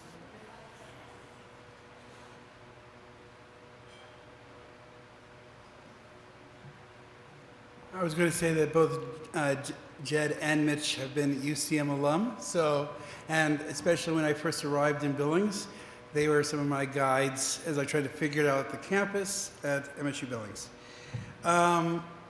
So Autism Club started, and I appreciate the introduction. I was hired by 7 denominations, 23 churches in Billings to provide student ministry at MSUB. I had no idea what it would look like, but it kind of became clear quickly because I had a student through Disability Services who's on the spectrum who said, I've been at college for 3 years and I don't have any friends.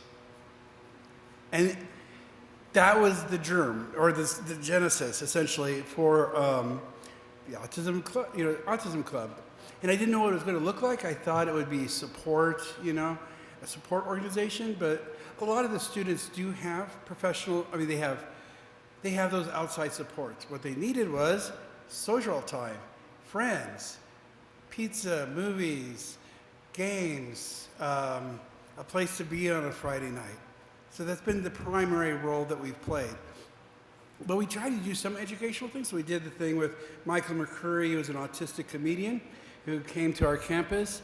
This fall, we're doing an event called, we're working with the Center for Inclusive Education, and it's called, they're doing a conference on neurodiversity at MSUB on September 19th and 20th. It's free. If you're an educator or a counselor and need continuing education, great. And especially Fridays emphasizing that. Saturday emphasizes families as well as children. But our college students are going to also present because there are certain challenges to succeed well in college while being on the spectrum. Now, I mention all this to say that, of course, one of the challenges for a lot of autistic adults is just to be recognized, because people think of autism as a children's kind of thing. But obviously children with autism become adults with autism. This is how it works. This is what we want, right? We want them to be elderly people with autism, right? This is the goal. And so I get to be working with college students for this. Now I say all of this, I'm going off a while, but if I have time, is that I'm on the autism spectrum.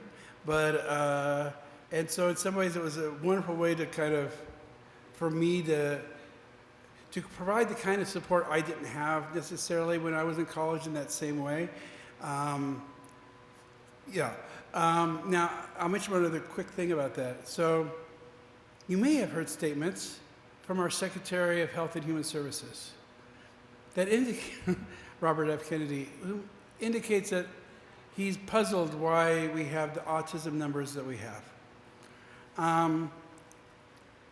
But I can tell you, generally speaking, that there's not been an increase of folks with autism in this country.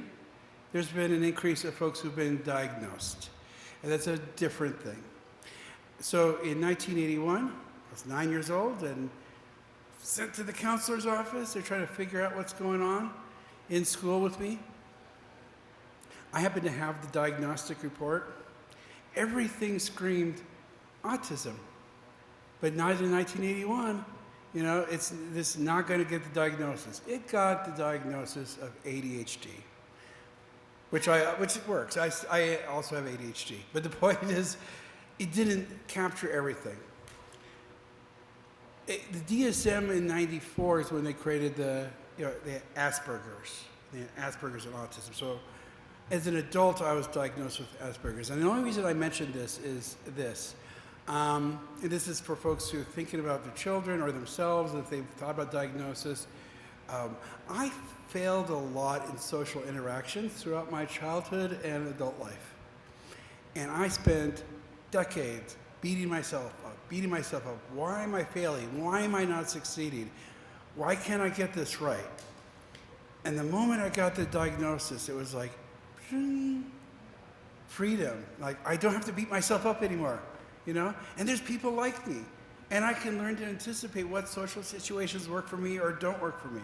So, and most of the folks I've talked to, especially got diagnosed as adults, it has proved to be a liberation. And so I was not given any favors that I wasn't diagnosed in 1981. I might have had supports that never existed. So we should be grateful for the autism numbers we have now, because it indicates students are getting the support. And our hope at MSUB is that support doesn't end when you're 18, because there's challenges of dating and jobs and health insurance and getting through school and all the things that we all have to worry about as adults. Autistic folks have to worry about as well, and trying to provide the means of success in these areas. This is a lifelong project to be done. So the only last thing I'll mention is we are working through the Center for Inclusive Education to expand the programming beyond the campus.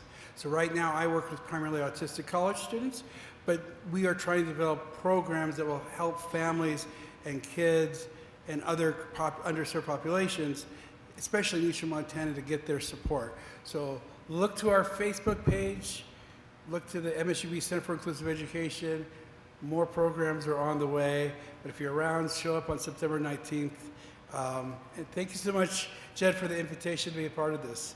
Thank you.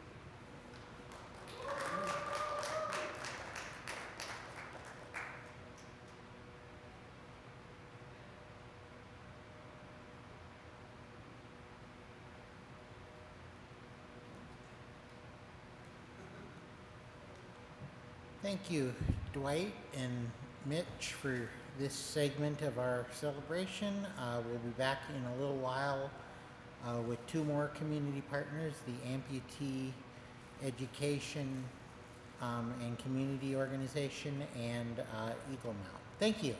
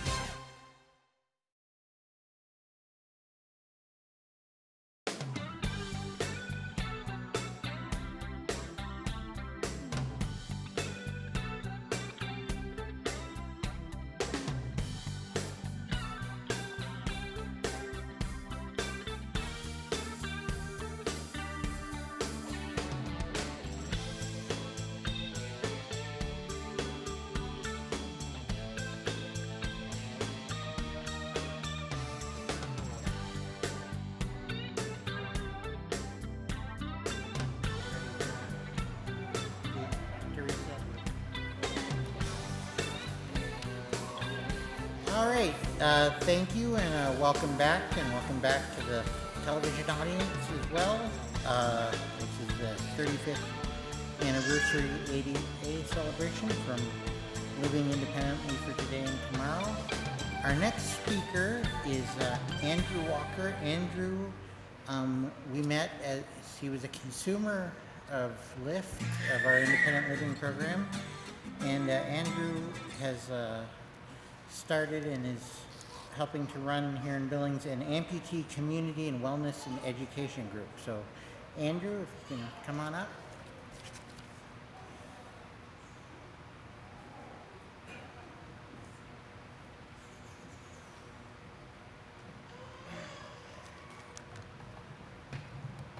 Hello, everybody. Can you hear me? Oh, wow, that's really loud. Some feedback. I just want to point out that's not ADA guideline up the stairs. I'm just kidding. It was best of you. It was a little trickier than I thought to get up here. Good afternoon, everybody. My name is Andrew Walker. I just want to take a real quick second to say thank you to LIFTT, and especially Teresa, who helped us out with some things and invited me to this event. I am truly honored to be here. So like I said, my name is Andrew Walker, and I wanted to share a story that begins on Christmas Eve 2024, a night that started with a pain in my right foot and ended with a journey I would never have imagined. On Christmas Day, I was rushed to the hospital. That evening, I was intubated, and by the next day, December 26th, doctors performed the first of what would be multiple surgeries.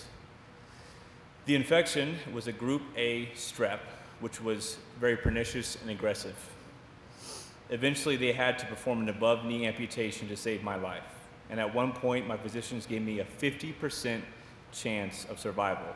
So my life was quite literally a coin flip. I regained lucidity on January 9th. I couldn't speak, I couldn't eat, and I was too weak to sit up. I had no idea where I was or what had happened, but I was alive. From there, I attacked rehab with everything I had. I spent time at the Rehab Hospital of Montana, and by February, I was discharged home. But going home was the hardest part. That's when the reality of my new life truly set in. But still, it got better. In March, I received my first prosthetic from my dear friend Caleb Rogers at Alpine Medical. I continued tack therapy with the help of my beautiful wife, who's also a therapist. So I don't, oh, I got a lot louder. So I don't really get a break. She's, at home, she goes, your gait's a little off, tighten it up. So I'm like, okay, honey, I got it. My therapy team at Alpine Glow, and the motivation that my children were only getting older.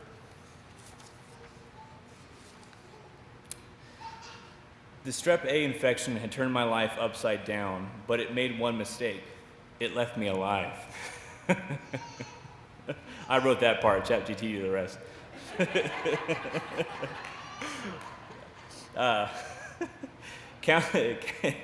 Counseling helped me shift my mindset.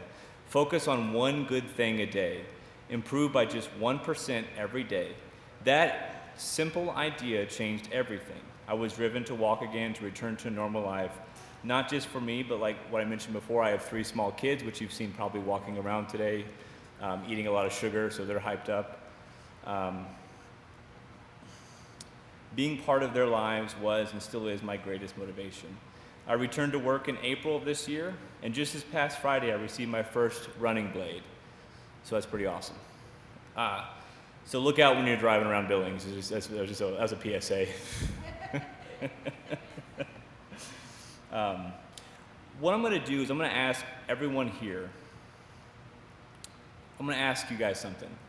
If I can go from bedbound to running in 6 months just by focusing on small, incremental 1% improvements every day, what could you do? So my ask here to everyone is to focus on one small thing every day to improve. Whatever that may be, do this for 30 days and see where you wind up. Okay? You don't all have to answer. Now, I wanted to touch on one other small piece of my, or not small, very large piece of my success, was meeting other people with similar disabilities as me. These people showed me that life, a somewhat normal life, was possible, it just was going to look a little different. So what I've done is partnered with the Rehab Hospital of Montana to set up an amputee support group. If anyone out there has suffered a limb loss or is a family of someone who's suffered a limb loss, feel free to reach out to me. We meet on the second Monday of every month at 6:30. If anyone's interested, please just contact me after the speech. Now, bringing this back to why we are here today. The Americans with Disability Act was something I read about in school, but honestly never gave a tremendous amount of thought to.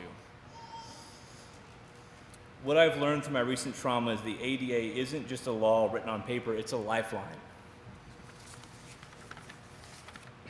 It ensured that I could return to work with dignity, support. It guaranteed that my workplace would accommodate my new needs. It's been allowing me to continue contributing meaningfully. It's protected my right to access public spaces, to live independently, and to be seen not for what I've lost, but what I can still give.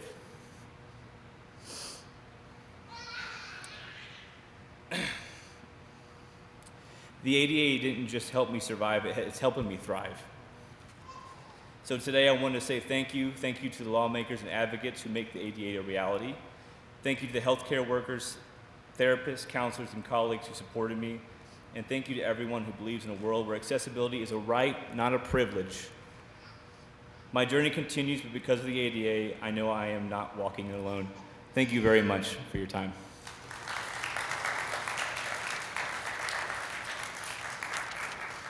Hopefully I don't fall on the way down.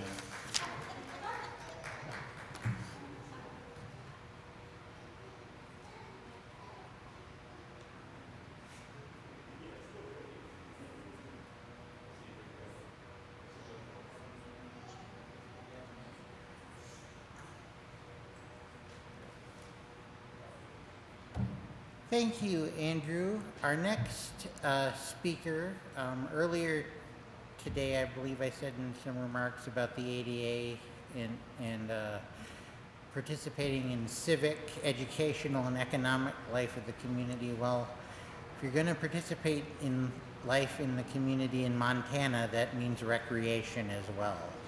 And there's no better organization for adaptive recreation, certainly in this part of Montana, than Eagle Mount. And so I am pleased and privileged to introduce the Executive Director of Eagle Mount, Lynn Maloney Cabrera. Thank you.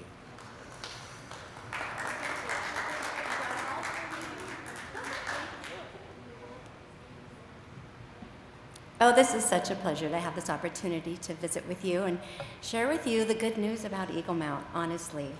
In 1988, Eagle Mount here in Billings was established as a nonprofit with the mission of serving individuals with disabilities, making it possible for them to know life enhancement through adaptive recreation. So Eagle Mount, we certainly celebrate the anniversary of the ADA, and like all of our community partners here today, for us, it's not a moment.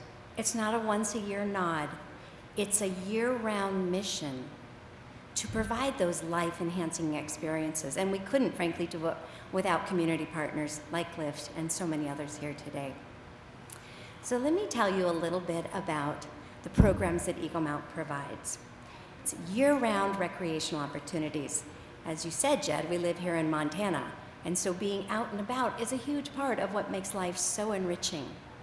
So for Eagle Mount, it looks like cycling, climbing, social nights, skiing, cross-country, snowshoeing, snowboarding, golf, on and on. But what it really is the opportunity for children as young as 3, for seniors as old as 94, which seems like an oddly specific number, and it is. We make it possible for them to know the beauty of belonging. Who among us doesn't crave for that sense of belonging? But also independence, achievement, accomplishment. Often in a life filled with no's, you can't because there's no place for you here. At Eagle Mount, everyone is welcome. We strive to say yes. When someone brings us a challenge, we're like, okay, let's work together. There's gotta be a way we can make this work. So for Eagle Mount, we say that we're here to serve individuals for a reason, a season, and a lifetime. Those we serve for a reason Individuals just like Andrew, the individual we just met, he wants to get back skiing. Where better? He doesn't need us for all of the social engagement, although he'll get that. It's a bonus of everything that we do. But he'll need us for the equipment, for the technique, for the training, for the lesson, for the opportunity to get up on that mountain and experience that thrill of regaining something he once loved, or for others, it's the opportunity to learn something they never dreamt they'd be able to do. So for folks like that, Eagle Mount is here for a reason, to move them from their current state to some place that they really long for. We're here for seasons. We had an individual that we got to serve. He was a vet. He was here with a group that we got to serve for our ski program every year. It's Operation Second Chance. We learn all about the natures of their disability and their needs, and often they're multiple, as you would well imagine. But skiing, being able to do something so independent, something that, again, maybe they never did, or something they've always loved. We had an individual who actually had no lower body. As a result of his service to our nation, he had both lower limbs amputated. So there's a picture of him on one of our sit skis. It's a mono ski, so it's a single blade. He's got outriggers on both arms that also have blades on the bottom. He needed us to be able to, again, the lessons, the access to the equipment, the chance to take this on. And he succeeded marvelously. And he said to us, I'm coming back next year and I'm bringing my family because I want my children to see me do this. And I want us together to be able to ski as a family. He needed us for an adaptive cycling piece of equipment. So he too, even though he had no use of his lower body, with an adaptive cycle, a hand crank, he was able to realize again the experience of cycling. We have a climbing apparatus at the gym at Steep World. It's a 5-point pulley harness so that people who, for whatever reason, be it strength, instability, paralysis, they're able in this 5-point really safe harness to experience the thrill of climbing, to be right there in the gym with everyone else, not left out, not on the sidelines, not at home, out, having this opportunity that is so rich. And then, of course, Eagle Mount gets to serve individuals for a lifetime. We serve over 600 people a year, and there are a good number of them that have cognitive disabilities, intellectual disabilities, often a multiple array of diagnoses that limits their ability for independence and kind of free will in that regard. But they crave, they need those opportunities for social engagement, social integration. And so for those individuals, we'll get to serve them for their lifetime. We've had individuals in our care for nearly the entire 40 years that we've been here serving the Billings area. And God willing, we'll have the opportunity to continue serving them. Well, how does it happen? It happens through a caring community like Billings, right? We intentionally don't have some gorgeous facility that people come to and that's all we do is stay there in that gorgeous facility, although I'm having some envy about this gorgeous facility. We intentionally work with our community partners so that with our participants and with our volunteers, and they're the secret sauce, our volunteers ages 12 and above, but we are able to bring our programs on our participants and the whole experience out of a building and into the climbing gym at Steep World, into the workout facility at the YMCA. We golf at Peter Yegan. In the winter, we golf at the Back Nine. We cycle on Shiloh. We cycle at Lillis. We ski, of course, at Red Lodge and snowboard. We use Red Lodge Nordic Center for snowshoeing and cross country. We are very intentionally always looking for community partners because that's where the magic happens. Yesterday, we toured the fire station at the airport.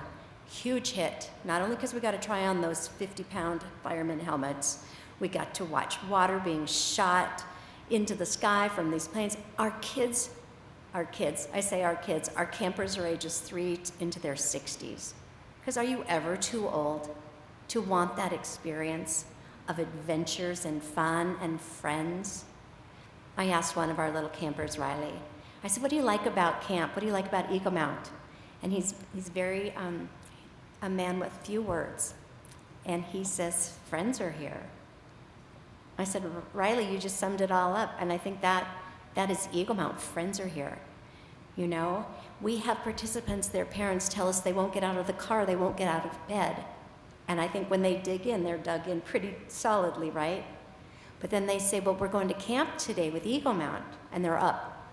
They're up sometimes before their parents are up. They so relish that opportunity. Now, Eagle Mount also has an adaptive field trip project. We served 380 students last year from grades kindergarten to that super senior program that they have at the Lincoln Center.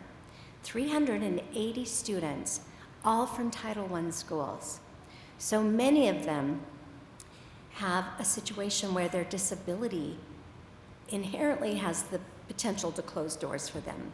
But they also come, many of them, from homes where money is a real challenge, where hard choices need to be made about meals and rent and meds and, you know, clothes and everything. So for Eagle Mount, we recognized that those kids weren't getting out of school experiences. And oh my gosh, field trips are the ticket, aren't they? So we work very closely with those parents and with those teachers. And monthly, we're able to take classrooms out into the community. We probably went to the zoo 25 times in the month of May. It would have been more, but there was rain, right? But these kids, they come back to school and they're standing a little taller and their chins are raised a bit because they gotta go and have these rich experiences. We honestly took a group one time to Build-A-Bear. And you're thinking like I'm thinking, nobody can afford Build-A-Bear. I mean, it's amazing, but it's not cheap, and you wouldn't take a group of 25 kids there. Build-A-Bear worked with us so closely to arrange a discount. We paid $8 a bear, clothed in little football jerseys. And these middle school kids that were way too cool for Build-A-Bear, they're like, oh, they kind of huffed at us.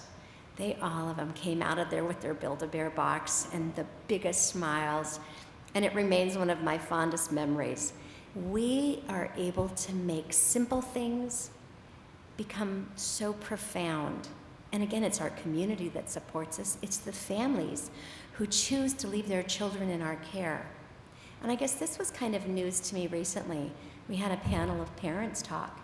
And one after the other, they said, my child has never been anywhere but with my parents or with Eagle Mount. Which means these parents aren't getting respite, right? But when they're with us, they can trust that their child, no matter how old their child is, that their most precious possession is going to be not only well cared for, that safety is paramount in everything that we do, but they're going to be surrounded with friends and exposed to new experiences, new opportunities, and they're going to experience that in ways that are successful. So the parents might be sitting in the car reading a book. One of the moms said, I went right across the street to the coffee shop and waited because I was sure you were going to call me an hour into the day and tell me that she was ready to come home. No, Ruthie spent the whole day with us. Finally, at 3 o'clock, it was time to go home, and Ruthie was ready to come back again the next day. We had a little guy who joined us last year for summer camp. He was 9 years old. His autism presents itself in a way that all of his buddies at school don't understand. So the world doesn't always respond to him in the most kindest and welcoming of ways. He came out of his first day at camp, and his mom said, she sent me a text a half an hour later, and she said, he just finished 3rd grade. He has said more about his day at Eagle Mount than he said of all of his schooling to date. He couldn't stop talking about it. She sends me another text at 9:30 that night, and she said, finally he stopped talking about it, and only because he just went to bed, right? So he's back with us at summer camp this year. That family needs support. Many of the families we get to serve need support. But again, it's through donors, grant sources, our community, our events that we have. We have a golf tournament and an indoor cycling event. We're able to provide scholarships. And it's not the kind of scholarship application that you're like, okay, here's everything about me and all of my financial records.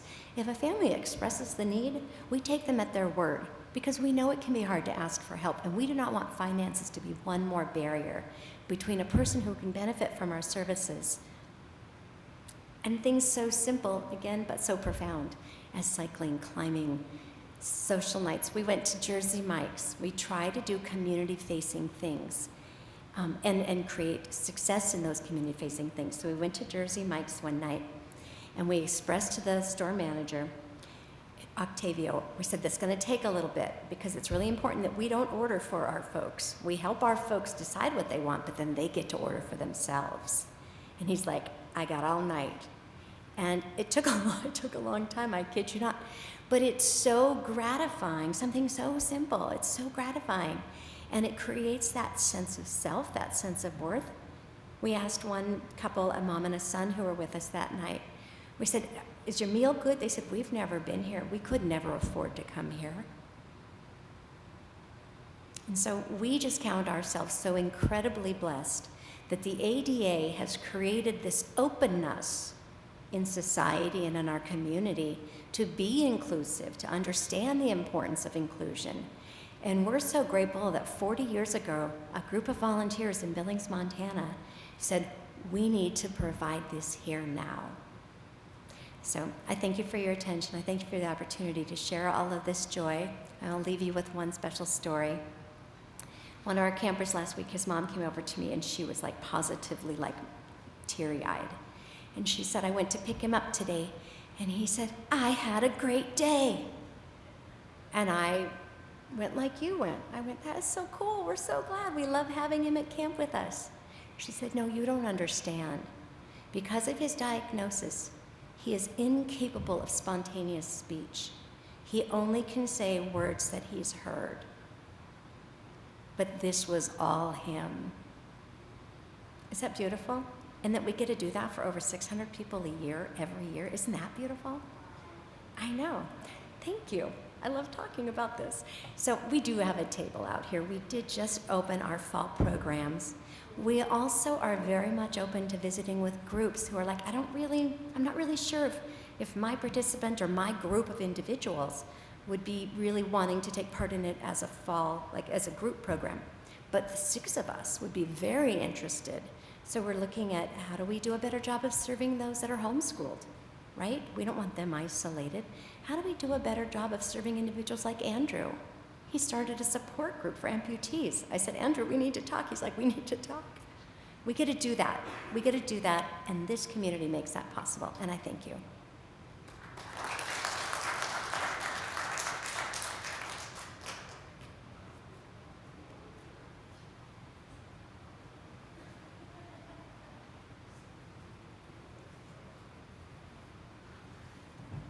Thank you, Lynn, and thank you earlier, Andrew, and we'll be back in a little bit with a couple more LIFT team members offering their reflections, and we'll wind up the day with some messages from our civic leaders. Thank you.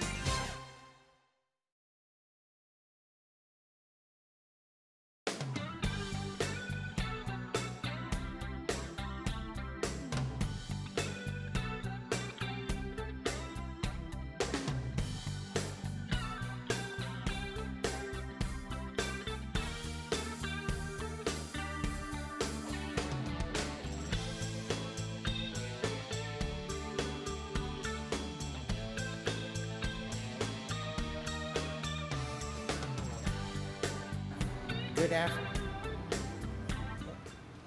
Are we clear? Okay. Good afternoon again. Welcome back to LIFTT's ADA 35 celebration.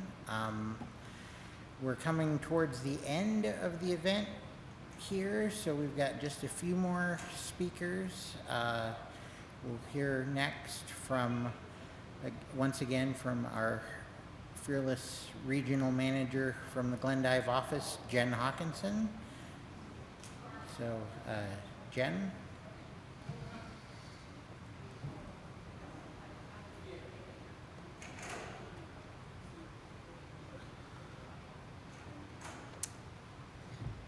Hello. I am here to talk about voc rehab and pre-eds.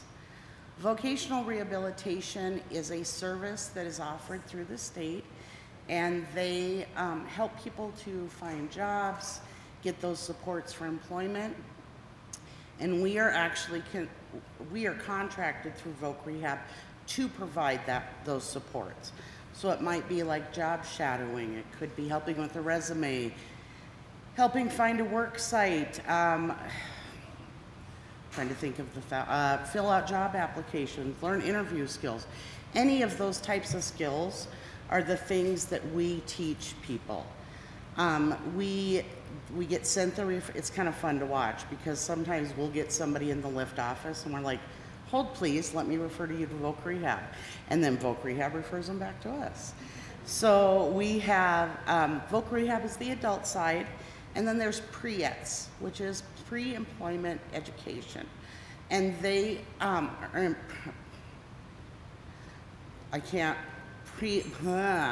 pre-employment transition services.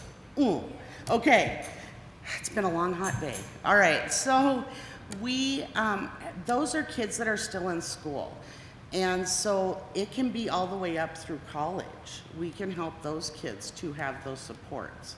And it's right along the same things as the adult side.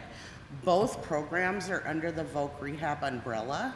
So they're all run by voc rehab. One's just called voc rehab for adults, and then there's the pre-eds. I personally love working with the kids. It's really cool to watch them, on their first day, get really excited. I've had quite a few kids that I've placed in jobs, and helping them to figure out what they want to do and where they want to go is amazing. It's a lot of fun. And our philosophy and take on it is that we're not going to pick where they want to work. We want them to have a buy-in. So we'll say, okay, give me your top 3 places where you want to work. What are we talking about here? And I've had kids that are like, I want to be a veterinarian. That's great. That is a fantastic thing. But veterinarian isn't loving kitties and puppies all the time. There's more to it. So then we might, once we talk about that, we might gear more towards like, hey, maybe dog grooming would be another option for you. Or, starting your own kennel. So we try to promote that independence as much as possible. I've had kids that I went the first day with and they are like scared out of their minds, and I'm like, you got this. And the second time, like, okay, next time, do you need me to come? No, I'm fine, you can leave, you're good. I'm like, all right, great. So it is really driven by the person. And what's another nice part of it is when we find these work sites for these people, we tell the employer, you're not obligated to hire them, but if they are a good fit for you and you want to hire them, no one is stopping that. So it opens up that opportunity too for the employer to kind of get to know the person and have them get some work experience before hire. So that's voc rehab and pre-eds. Thanks.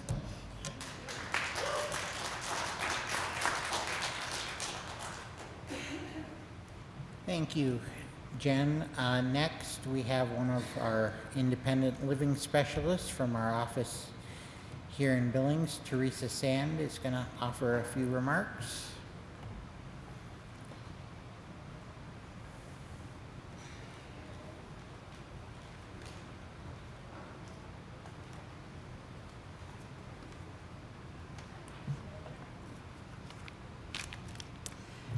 Did you know that 1 in 4 American adults lives with a disability? If you were to tell your disability story, what would it be? Mine revolves around the Americans with Disabilities Act. The ADA allows me to work again. The ADA allows me to request accommodations so I can work again, so I can contribute again. Without it, I would be lost in a continuous struggle with self-worth. The ADA bans discrimination on disability in employment, government services, and public accommodations. When the ADA was signed into law on July 26th of 1990, people with disabilities were given our basic civil rights. The ADA is the law of the land, and in different variations, it's the law of the land in over 50 different countries. So it's had a huge international impact as well. Since the ADA went into effect, disabled Americans have benefited from a much wider array of protections in the workforce, in education, and in the ability to access public places and private spaces open to the public. It bars discrimination based on disability and guarantees equal access to public buildings and businesses, employment opportunities, transportation, telecommunications, commercial facilities, and state and local government services. The ADA was a huge step toward ensuring equal opportunities and rights for individuals with disabilities. However, to achieve true disability inclusion, we must move beyond the confines of legal compliance. True inclusion is a continuous journey that necessitates collective effort and unwavering commitment. Organizations, policymakers, communities, and individuals play huge roles in shaping a more inclusive world. By learning from history, celebrating successes, implementing practical steps, leveraging technology, and envisioning future direction, we can work toward a society where accessibility and inclusion are inherent, not merely regulatory obligations. Ultimately, embracing diversity and inclusion enriches everyone, fostering a world that values each individual's unique contributions. It requires passion, dedication, and a vision for a more accessible and equitable future. Growth has no deadline. Reinvention has no expiration date, and the world won't hand you a second chance. You have to reach for it. So let's go out there. Let's build, let's create, let's start over if we have to. Let's never stop becoming. Thank you.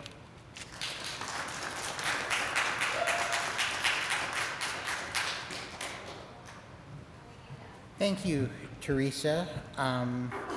Next, I'm going to introduce Wesley DiGiulio. Wes works for Senator Tim Sheehy. LIFTT has been fortunate over the years to have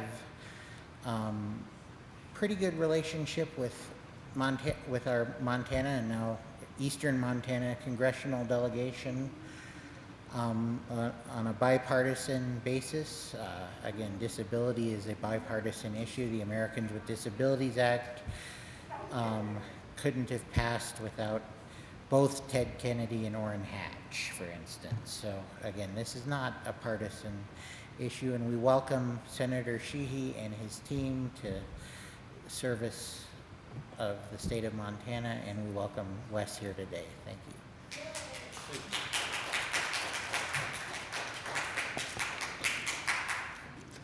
Hi everyone, I'm Wes DiGiulio. I do our constituent and veteran services here for Eastern Montana out of our Billings office. And I have a letter to read for you on Senator Sheehy's behalf. Good afternoon. Thank you for joining us to celebrate the 35th anniversary of the Americans with Disabilities Act. Over the past 3.5 decades, this landmark legislation has been instrumental in ensuring Americans with disabilities have access to jobs, education, and many of the public spaces we take for granted. I want to sincerely thank LIFTT for their renewed commitment to supporting their fellow Montanans as they navigate through a world that often presents them with unique challenges. Your organization serves as a beacon of hope and a voice of change, empowering people to overcome barriers and achieve great things. Please know that you have my support as you continue to advocate, train, and empower Americans with disabilities to live independently. The programs and solutions you have implemented have helped countless individuals find resilience and cultivate courage. It is through efforts such as yours that we see tangible progress in empowering Americans with disabilities to lead self-determined lives. Once again, thank you for the work you are doing, the lives you have changed, and your unwavering commitment to bettering those around you. May God bless you, the great state of Montana, and the United States of America. Sincerely, Tim Sheehy, United States Senator.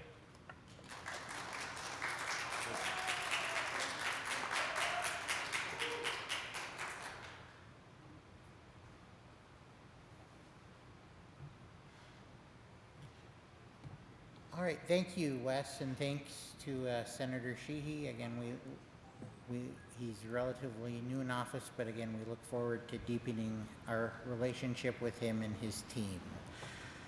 I was looking for Tori from Senator Dane's staff. She must have stepped out for a moment, so I think I'm going to go ahead and introduce Mike Boyette. He's the Deputy Mayor of the City of Billings and a member of the City Council for Ward number 5, which, for those of you who know, the City of Billings is the southwest section of town. Councilman Boyette.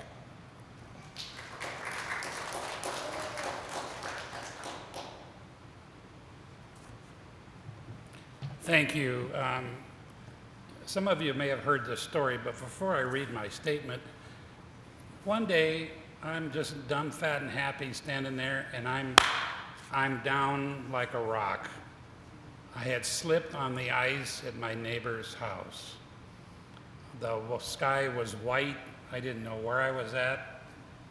I wake up with a broken ankle and a broken finger, and my life changed. Why did it change, everybody? Disability. I had just been elected to the City Council, and in 4 weeks I was supposed to be sworn in City Hall, which was told to me was ADA compliant. I don't hear anybody laughing, okay? So I'm in a cast up to wherever, I'm in a wheelchair, and I have to be sworn in. Is the old City Hall ADA compliant? Anybody? We had to make 2 dry runs, my wife and I, to make sure I could even get into the building, get into the council chamber, and figure out where I'm gonna go. That was tough. So from that day on, every building I go to, every building, this building, everybody, what do I do, everybody? Is it ADA compliant? Can I get in it? And I imagine myself in a wheelchair. I do that every time I go somewhere. If I had to come into this building in a wheelchair, would I be able to get in? So the new City Hall, you have to come see the new City Hall. It's a great big white building downtown, the old Federal Building. Guess what, everybody? It's ADA compliant. Go, you know, I mean, seriously. You gotta come see it. You can get into the restroom in a wheelchair. I mean, that's a big, people go, well, pff, that's no big deal. Yeah, it is. It is a big deal. So, and then one more quick story.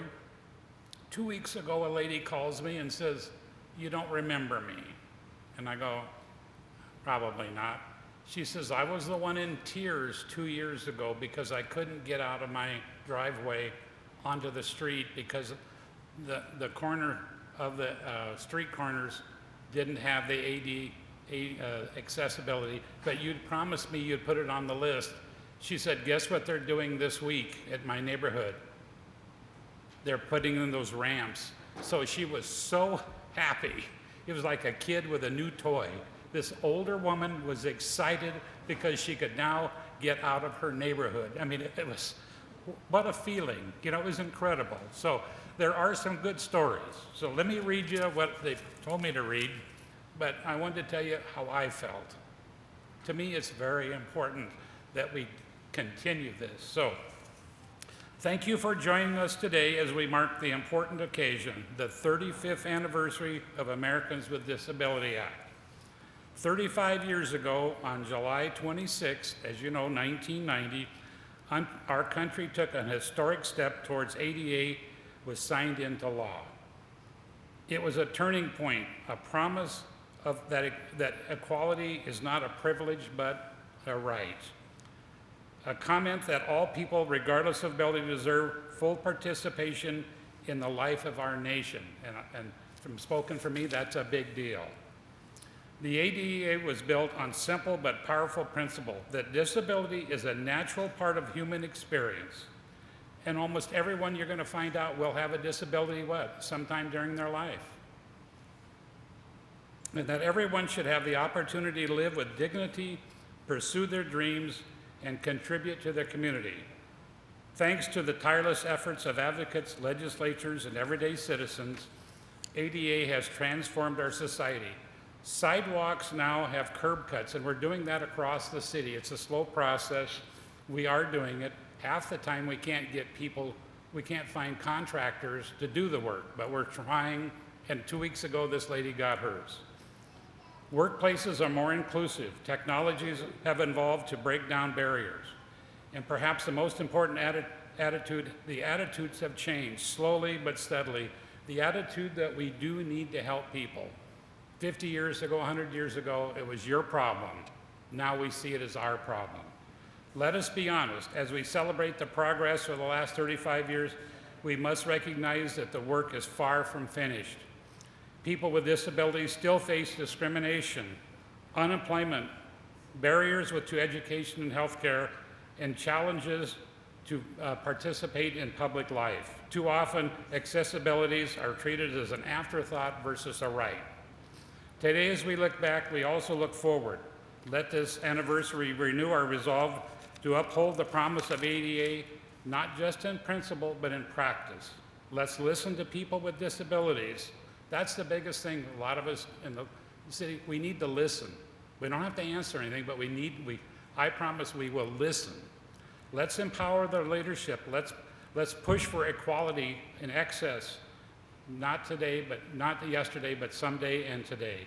To every advocate who spoke up, to every legislator who took a stand, and to every person living with a disability who continues to break down walls and build communities, we are a reason why we're here today. Together, let's honor the past, confront the present, but importantly, let's shape the future. So let's do this, everybody. Clap. We want Billings to be a better place. One way to do that is how? Through helping people with disabilities. That's why I'm so happy about our new City Hall. Please come down if you call me or if you just show up. I promise somebody will give you a tour and you can go to the bathroom without a problem, okay? Thank you.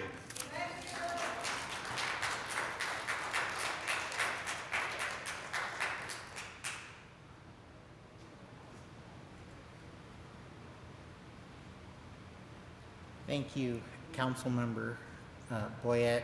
LIFT appreciates the opportunity to work with city and local governments across our 18-county region. All right, Tori Colkhorst from Senator Daines' office is here now with a message from our state senior senator. Thank you.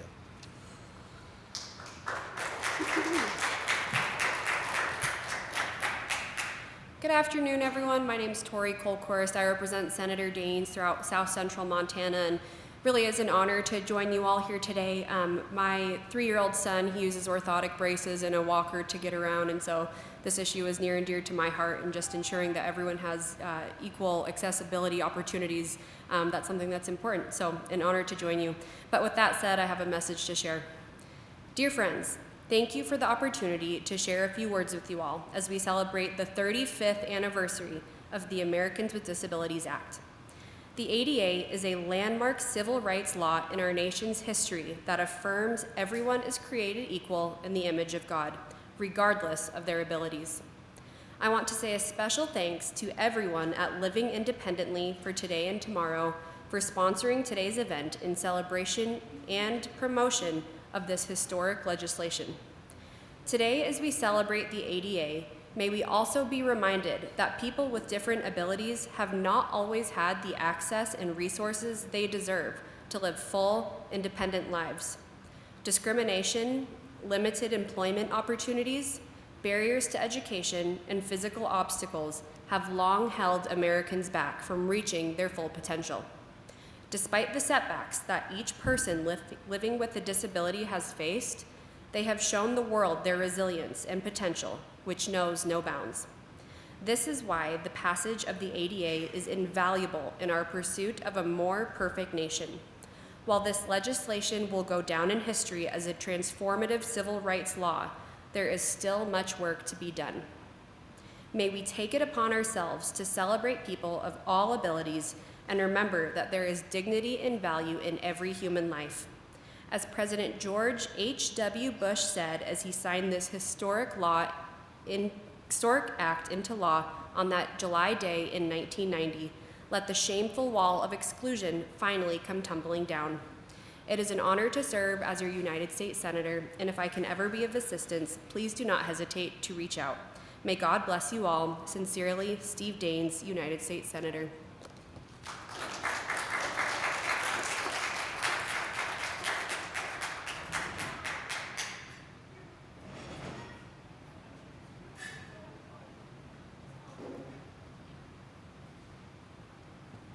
Thank you, Tori, and thank you to Senator Daines.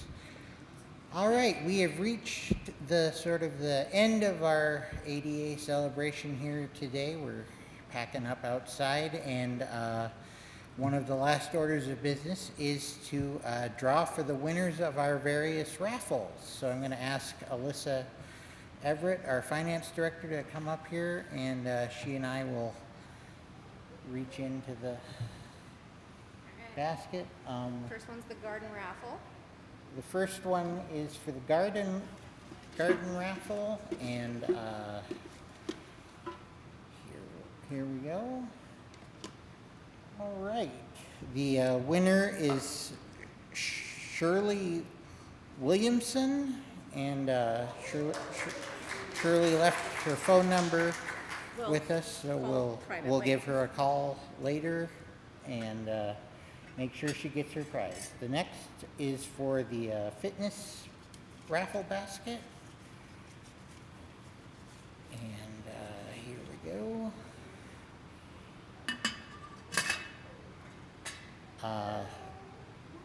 Maybe you can help me with that.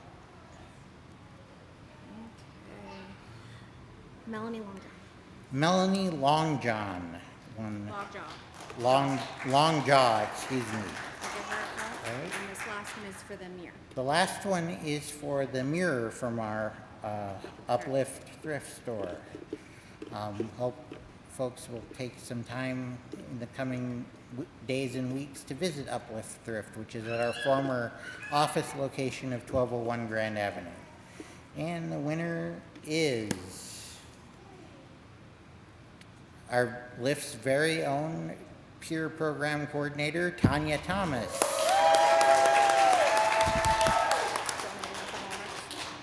What? I'll handle it. This concludes the 35th anniversary celebration of the ADA here today at LIFTT. Thank you one and all for coming. Thank you to all of the people who tabled out in the parking lot. Thanks to the food truck and the Altana ice cream folks. And thank you to the LIFTT team for stepping up and doing what needed to be done today, serving lunch, help manning booths, all of that. Thank you to our public officials for their remarks. Thank you to Community 7 for their participation. Congratulations to our Living Well and Community graduates. Again, we've heard a lot of words today, and the important thing is to, and what we try to do here every day at LIFTT, and what all of the organizations you've heard from, be it Eagle Mount or MSU Billings Autism Club or Access Billings or the other organizations you've heard of, and from the various corners of LIFTT. We work 365 days a year, even today when we're celebrating, to make the words of the ADA, the words that of the law itself, and the sentiments expressed by senators and congressmen and presidents when it was passed and down to this day. We work very hard to make those words a reality, to make them not just words but fact. And we hope that you will join us in that effort. Thank you and good day.